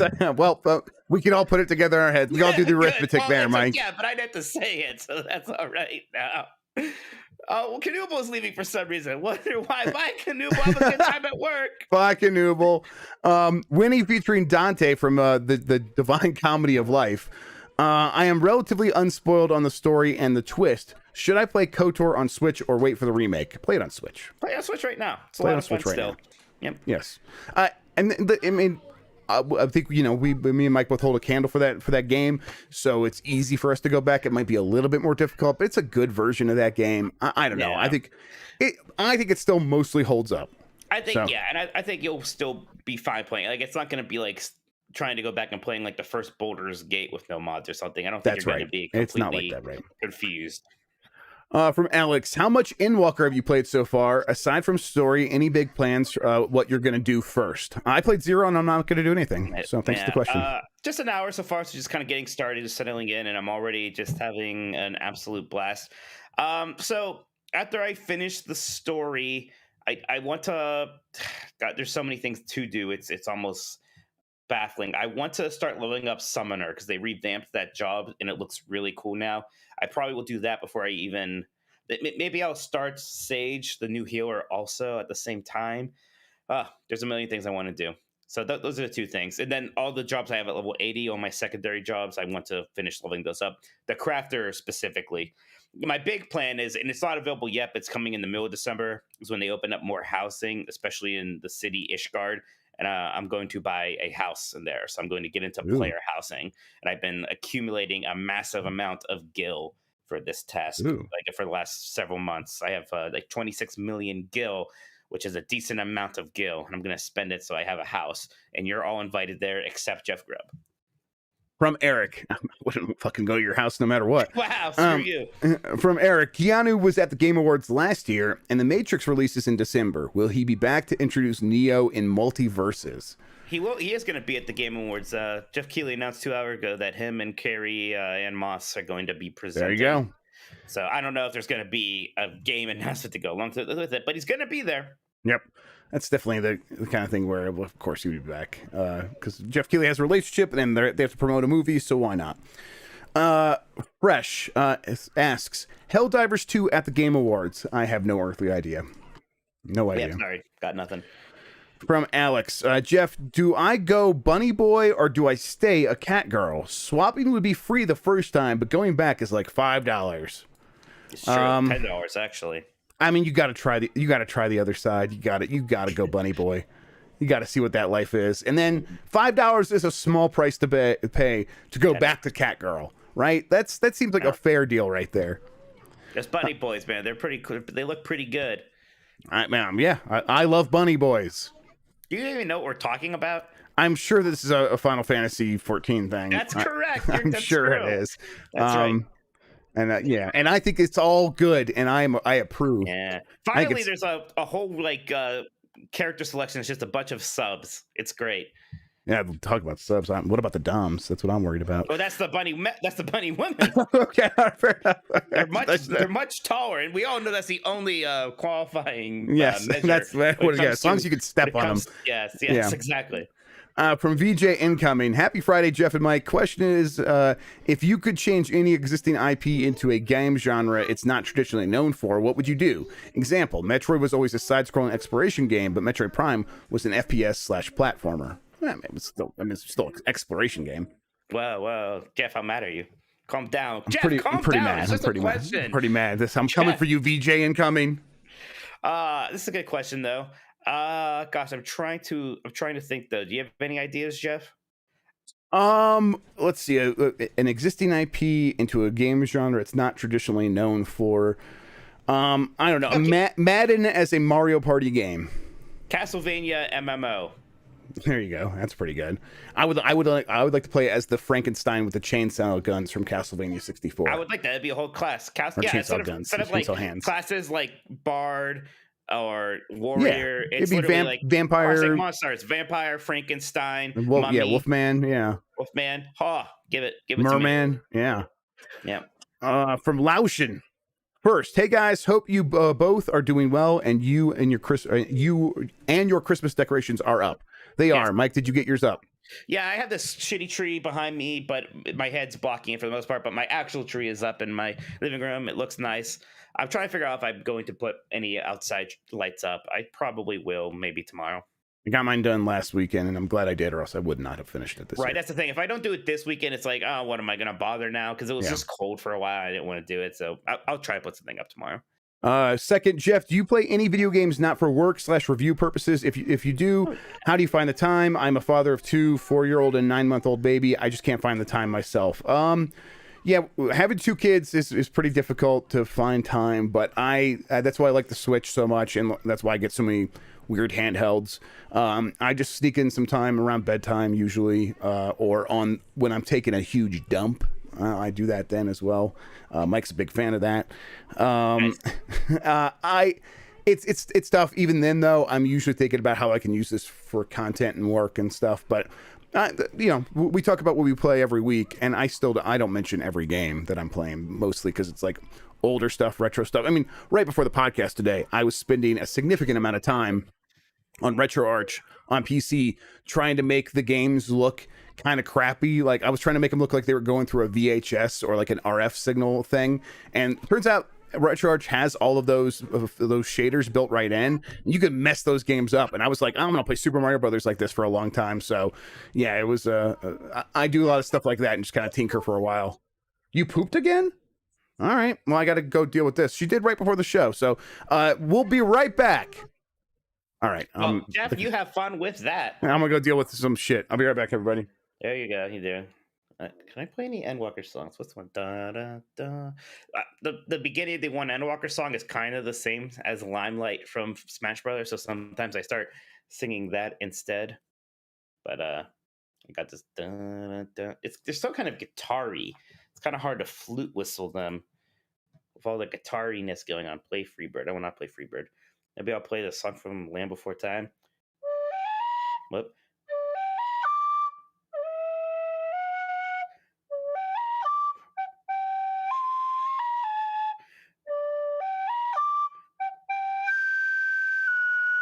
No. There it is. There it is. Anybody like Land Before Time? Do Barabuto Land from Mario Land, please. Is that the one that's like da da da da da da da da da da? New Halo update, new playlist coming, but it won't be ready for the 8th, but before the end of the year. Well, that sounds fun. I'll be excited for new playlists, but I'm also pretty happy just playing normal quick play or big mode thing. It doesn't bother me as much as some people that you don't have you can't like exactly pick. It's fine with me. I'd maybe like if there was an only I keep calling it deathmatch. What do they call it in that game when you just kill people? Slayer. I wouldn't mind if there's just Slayer. Mike, what do I have to do for you to learn ahead on our way from Final Fantasy VII? Which one is ahead on our way? I'm sure if I heard it, I would recognize it. But I do know all those songs. Hey, Jeff's back. I'm back. You covered in shit? I mean, it's everywhere. No, she lied. She just peed. Funny. All right. Let's get back to this. Laushin has more questions. Number 3, Mike, how is Endwalker? I quit at the end of 5.3. I would love to start up again, but aforementioned issues prevent me. So he's got the kids, wants to get back into it. This seems like the last game on Earth that would be amenable to that. It's pretty hard. 5.3 though is like maybe the best story patch that they ever made. That's fantastic. I mean, again, I only played a little bit. It seems very, very good so far. I mean, look, if you have time for it, I don't think there is anything better you could do with your gaming time if you're that invested already that you got the 5.3. From Louis Patelli. So every time I tell my wife that I'm going to go play some Halo, she says, why do you call it that? And I say, it's a Grubb thing. She says, I don't know what that means. I respond with, that's a shame. Anyway, when can we expect to see a roadmap from the Halo devs of what 2022 has in store for multiplayer? What do you think, Mike? Roadmaps, well, somebody in chat just said apparently they just said like the next playlist is coming later this month after the 8th, but before the end of the year. Okay, so we already got a little update, but yeah, I don't know. Maybe they won't want to do it. Probably after Christmas. Probably after the holidays. Yep, yeah. I think the middle of January they'll probably say, hey, we're gonna talk about this again soon. Let's all get on like YouTube and do a live stream, a Twitch stream, and we'll show you the stuff we're working on, and here's what's coming for the rest of the year. And that'll probably happen sometime in January. From Jeremy G, what are you hoping Santa gets you for Christmas this year? If Like, you had any of those Xbox mini fridges left, that'd be pretty nice, but I don't know. yeah, that'd be neat. I actually would like that. Although I have my mini fridge that Steph got me last year. That $375 inflatable Arby's stuff that they have on their website right now. I'm like, that's too expensive. But if Santa's gonna bring it, that'd be great. Yeah, Arby's vodka would be another pick there. Again, yeah, hard definitely. To get, hard to find. But I'm hard to come by that stuff somewhere. He's taking little nips here and there while he's going over that list. Yeah, he's like, oh man, I gotta get my crinkle cut and my vodka all in one. Finally, fucking Jeff Naughty again. Right now, there's a Jeff doing this. He's like, right, oh man, this search history, just Daisy, glug, glug, glug. Daisy, Rivet, Daisy. Crystal question mark? Wow, all right, I wonder what's going on there. I'm getting crystal curious. It's hard. I get a lot of the stuff I want for myself now, so it's that's true too. I'll tell like you if my wife would have got me like that little Zelda Game and Watch thing, and I hadn't got it for myself, that would have been great. Like that would have been an awesome present. But I got it for myself because I'm a bastard. I'm a monster, exactly. And I feel bad. Like I feel guilty. I'm like, I spent money on myself, and I like gave away like a good present idea instead of like letting someone else like actually use it on me. So yeah, there's not much left out there, honestly. But we'll see. All right, let's keep going. I got a few more. Eric, does the news of Spartacus make Xbox accelerate their timetable to drop Xbox Live Gold? Also, they can't increase the price on Game Pass anytime soon now, right? Yeah, they're not going to increase the price anytime soon. And I don't know if it accelerates their plans to get rid of Xbox Live Gold, because right now, Xbox Live Gold being included in Game Pass Ultimate is like considered a bullet point feature. And so if you get rid of Xbox Live Gold, that like hurts the value perception of Ultimate a little bit. And so they need to be like well past the point where like that most people are like not even thinking about that anymore because they're getting so many games. Maybe it accelerates it a little bit, but I still think it's definitely still on their internal roadmap. It is still something they plan to do, but I still think it's quite a ways off. For Matt, okay. Do you think there's any chance we will see Tony Hawk's Pro Skater 3+4 remastered? The comment in May from a CKY drummer, Jess Marja, about a song on a still upcoming Tony Hawk game has me holding out hope. The drummer from some band could be confused about a lot of different things. Right. It's the way I see it. I mean, I feel the same way about like when people are like pointing to what's his name from Walking Dead, who's in Death Stranding, saying, "Oh yeah, we're in the talks about the next Death Stranding." I'm like, right. He could be confused about a lot. He probably doesn't. About something that they did for the director's cut. Exactly, and it's like, I mean, and he's going to be going through his agent on a lot of that stuff because he's a busy guy recording TV shows. So, like, is he really going to be in the nitty gritty about exactly what Kojima's talking about in Japanese that then gets translated to English? Same thing's probably happening with a drummer like finding out like their song is going to get used somewhere. Could be just confused. I mean, who would make it? Vicarious Visions is now just in Blizzard. There like is no Vicarious Visions. It's just part of Blizzard. Toys for Bob is working on Call of Duty. I mean, Toys for Bob working on Call of Duty is a fucking shame. That is upsetting. Like at least with the Vicarious Visions, like okay, at least they're going to save Diablo, I guess. Right, and it's like, and it's a studio that's known for a long time of like working on other people's stuff. That's what Vicarious Visions is actually best known for. But I still didn't like it, but it made sense. Toys for Bob is like, you know, regularly coming up with their own interesting ideas, and it's like a shame that they're just working on Call of Duty now. Yep. From Cold Nap, boys, any update on Game Boy games coming to Switch Online? It's probably like something we find out next year, sometime early next year. Probably the next big Nintendo Direct, right? Maybe, yeah. All right. From Crimson 13, hello Jeff and Mike. Now that Summer Game Fest 2022 is confirmed, Jeff, how are you feeling about your own Summer Game Mess calendar show? It had 10 to 15 minute episodes in the spring before E3 Summer Game Fest. I know you were busy with GamesBeat and Grubb Snacks writing and other podcasts at the time, or at this time, but would you consider that smaller bite-sized show with the calendar coming back as well after January? I figure if you do a 5-minute quick update on the calendar 1 to 2 times per week, it would be awesome. Thanks and have a great weekend, guys. I'm still hoping for Final Fantasy 14 or Final Fantasy 16 at the Game Awards. I hope so too. It's tough. We'll have to see what I'm doing then, how busy I am then. I liked that format of that show. That was fun.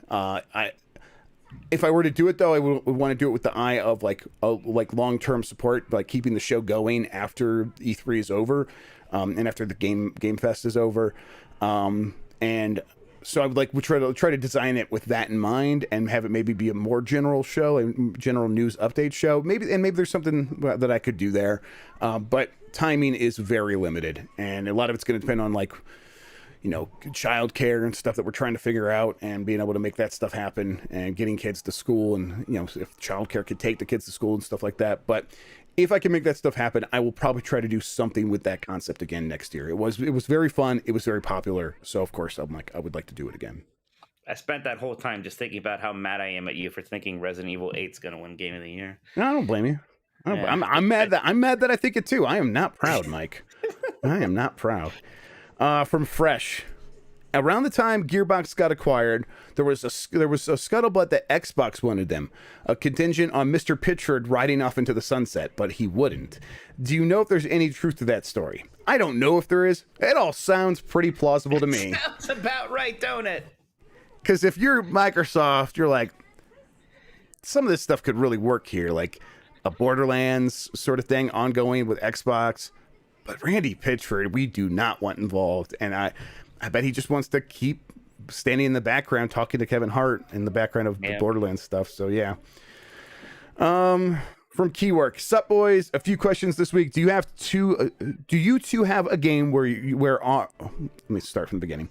Do you two have a game where on paper everything lines up with your interests, but when you play it, you bounce off extremely hard? For me, as someone who loves and tries almost every major MMO on the market, I have attempted 4 different times to get into Final Fantasy XIV, and it's not grabbing me. Same with Destiny being made by Bungie with MMO-light elements. Anything like that for you? Yeah, Earthbound. Earthbound's one. I don't know why I don't like Earthbound. It's Nintendo.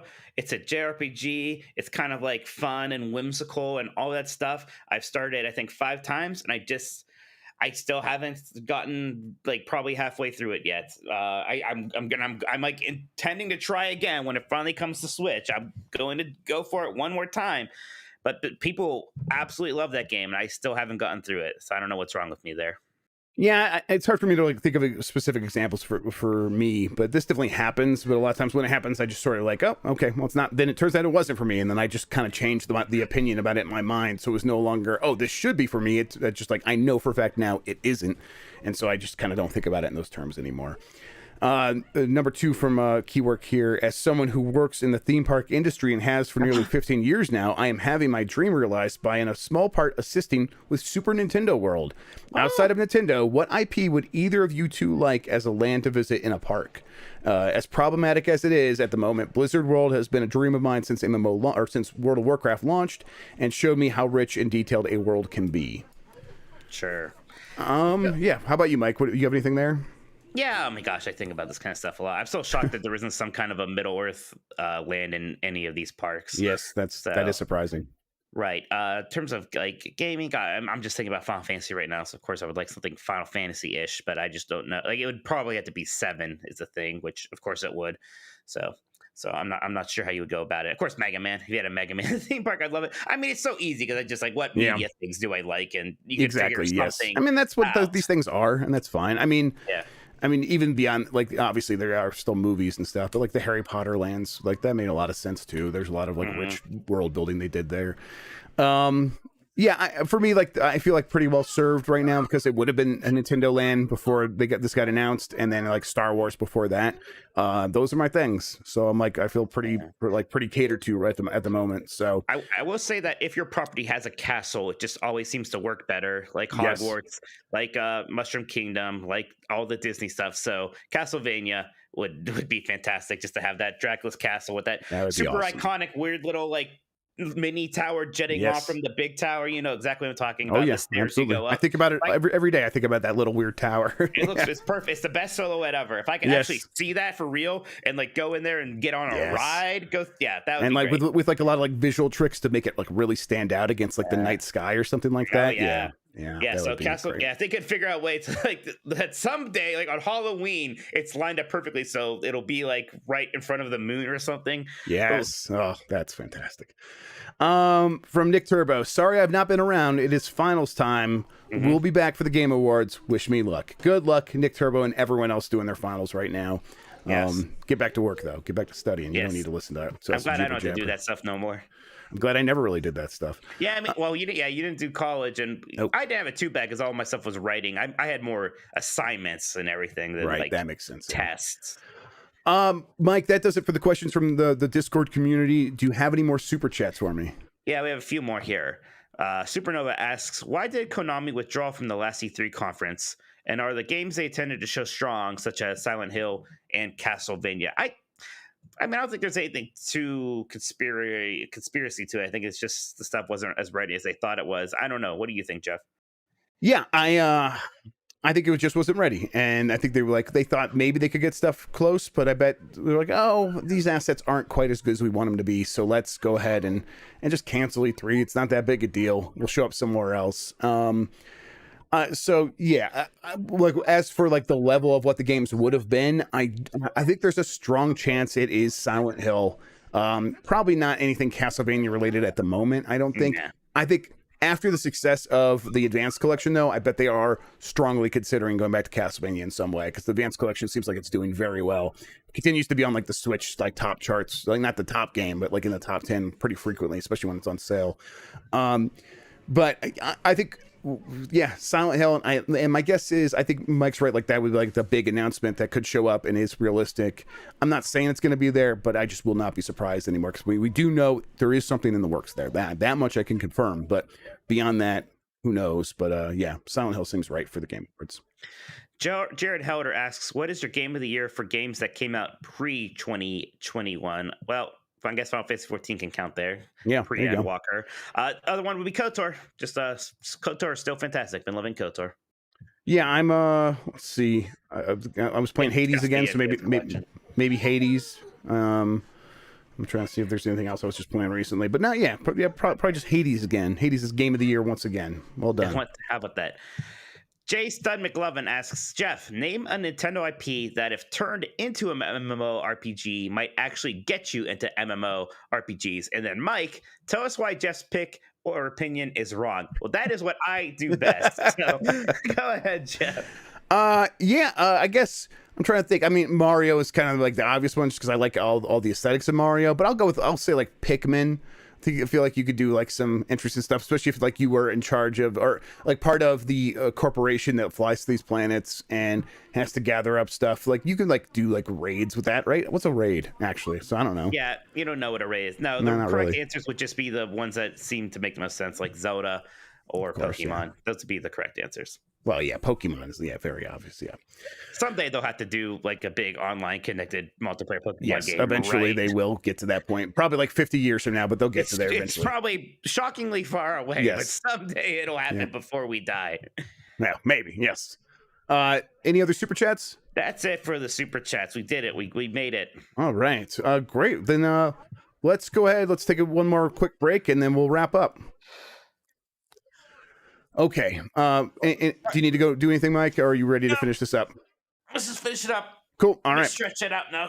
After you said we're taking a break, my body did something weird where I guess I was going to expel all this weird exhausted energy. And now you're making me yawn and do this. Sorry. Okay. Yep. Sorry, man. Whew, liven up those limbs. All right. Get some blood in the extremities. Google Daisy. All right. Yeah, there you go. Mike, what games have you been spending your time with this past week? I mean, gosh, I've been talking about, KOTOR and starting Endwalker and just, how already I'm just, so I was like getting goosebumps just starting it up, getting the slightly different intro screen. That was fun. The kind of weird one here is I've been playing Ridge Racer 6, which was an Xbox 360 launch title, which recently got the FPS boost treatment. And you could still just buy it digitally on an Xbox Series X. It was like $10. So I was like, yeah, okay, I'll do that. And yeah, having a great time with it. I like the Ridge Racer style formula of driving, that arcade racing with the kind of exaggerated, super arcadey drifting and that kind of calm fun electronic music. It's not as good as Ridge Racer 4. It just doesn't have quite the same ridiculously good vibe that game has. But there's a lot in 6 to like. The main single player mode is this really neat thing where there's like a grid with all these dots, and each dot is a different race, and you kind of make your own circuits with all the branching paths. And when you close off like a circuit by eventually getting enough races done, like not all at once, but if you eventually get them all, then like inside there is an unlockable, right? So it's like if you close that off, you unlock things. So that's a really fun way, I think, of handling unlocks and like circuits and stuff. So I like that a lot about it.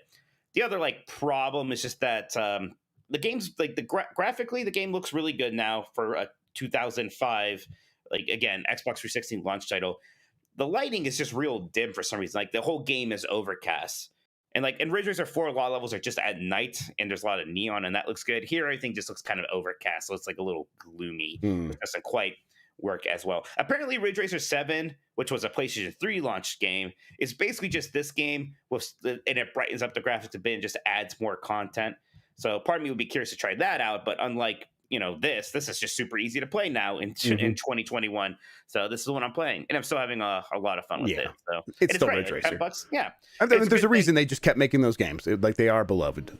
Yeah. Well, they stopped is the problem. And it upsets me greatly. No, for sure. But there was a reason, like through those generations, they just kept doing it over and over and over. God, I would kill for it. That would be my dream announcement at the Game Awards, man. Just please give me a new Ridge Racer.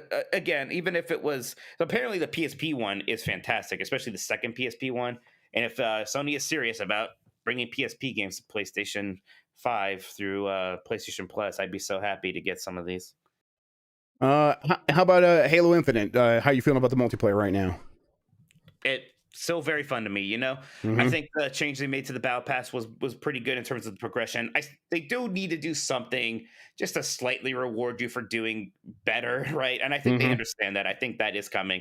And again, I understand being upset about it to a degree. I understand I'm annoyed that they didn't know it was a problem before this beta or whatever you want to call it launch, because everybody said it was a problem and it was obviously not a great way of going about it. There is certainly, if you go to like r/Halo though, you almost will find yourself being like, no, never mind, it's fine, just to fuck you guys because you're so annoying and all you're doing. Like, give me a break. Like the game is still free and fantastic. And some of the other complaints that people have don't really register with me. Like I don't really mind that you can't pick what game mode you're playing. I'm fine just going into me too, actually, and having it swap around. That doesn't bother me. Right.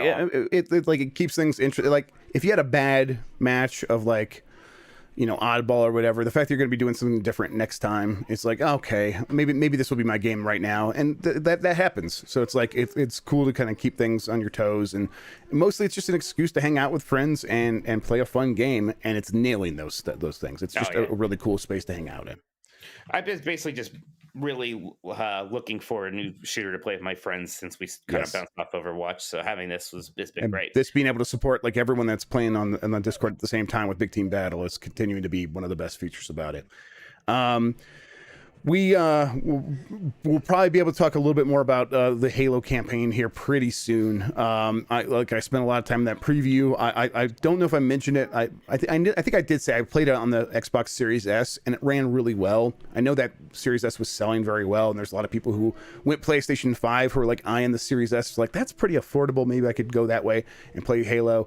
If that was like your path, I think that's going to be just fine. At least in the preview period, it ran very well. So, and then let's see. You've been playing Endwalker, but before let's finish up with that, I'll just say I have been spending a lot of time messing around in RetroArch. If you are like, what happened was I was on Twitter and I saw one of those CRT like novelty accounts like showing like the difference between like the sharp pixels and CRT monitor display of those pixels, and how the CRT just looks so much better because the games were designed to be filtered through a CRT display quirk. And it's like, man, I'm like, I want to go buy a CRT, and then I'm like, okay, no, I need to just mess around with the filters and save money and try to save space and not do that. And started messing around with the shaders in RetroArch. And then, I was doing like, let's try to get the CRT filters. But then there's a million others. And there is ones that are just like labeled like VHS and messy VHS. And you apply that and it really looks like it's going through really poor signals. And you get the the chromatic aberration where like the red is like blooming off the characters like really hard, and I'm like, man, so something about this really ugly looking version of Super Mario Brothers, the thing I grew up on, still really appeals to me. And so I was just kind of playing through the bunch of NES games that way. I'm like, I think I might just stream it like this here pretty soon, because I'm like, I don't know, something about it is super appealing. So yeah, for people who are like, oh, like, where are those options? If you have RetroArch, don't go to like video. You just go to the quick menu and then go down to shaders, and then you load the shaders. And then it's just depending on like what backend you're running. Like if you're running Vulkan, you just want to use the one that I think it's called CLG or something like that. Whatever, you'll find it. But play around with those. There's some. It goes way beyond just trying to make it look old. Like you can get some like really awesome upscaling shaders as well if you're trying to make it look like a brand new game. You can make every game look cell shaded if you want. So there's a lot of really cool features in there. And but yeah, just been messing around with that when I have a minute here and there, and then playing a lot of stuff for review. So stuff I can't talk about yet, but we'll be able to talk about that stuff in the next couple of weeks. So yeah, that's been me, Mike. Let's do Endwalker and then let's get out of here. You mentioned a bunch throughout the episode. Is there anything though you want to like kind of like say, hey, this is how I'm feeling about it? I mean, I had a panic attack just a little bit ago. I saw my emails like about your Endwalker collector's box. I was like, it's like, now we wanted to give it to you on December 7th. I was like, oh my God, oh no. It's like, nah, we are so sorry, but we are now currently aiming for December 10th. I was like, oh, okay. That's okay. That's 3 days. That's not bad. What this is like a box with all of like the physical stuff. It's not like I need it to play the game. I already have the code. Right. So it's like for my statue of a guy with a shield. So, and like stuff I'm very excited about. Of course, to be clear. But yeah, that's okay. I can wait a few more days on that. Now, Jeff, I just really want to play more Endwalker. I still have to write a story here, and I think I'm actually going out to dinner with my brothers and my dad after work too. So you'd be looking at the watch a lot, right? Yeah, like, just like you are right now. It's so fun being with you guys. Yeah. When are we done? Oh, we don't really want dessert, do we? I'm so full. Well, here's the good news. Endwalker is going to continue to be a topic of conversation for the next several months. So I think what we could do now is let you go play it for a little bit, then go with your family. And we'll talk about it more next week. I will be interested to like hear your ongoing, travails and everything, and we'll get an update then. Yeah, that's right. Let's wrap this up, though. Any other super chats or anything before we finish? Are we good? No, it looks like we're all good. We got a bunch today, guys. Thank you so much. Yep. Thank you so much for all the support. Thank you for listening. Mike, why don't you tell people where they can find you on the internet? Find me on Twitter at Tokoto, TOLKOTO. The new episode 90s Disney, our holiday episode, is out on 90sdisney.com, and it is the Santa Claus, the Tim Allen movie episode. So check that out. And Jeff, what about you? I'm Jeff Grubb on Twitter. Join the Discord, discord.gg/GameMess. Get those games in for Game of the Year. We're going to start voting next week as a community. So I think we'll have like just one place where you'll be able to vote. I'll have those details next week, but right now you can find the link in the Discord, I think on the server news page, for where to go to go ahead and get your votes in, or get your submissions in, your nominees. All right, we'll be back next week. Until then, have a good one. Take care of yourself, and goodbye. Bye.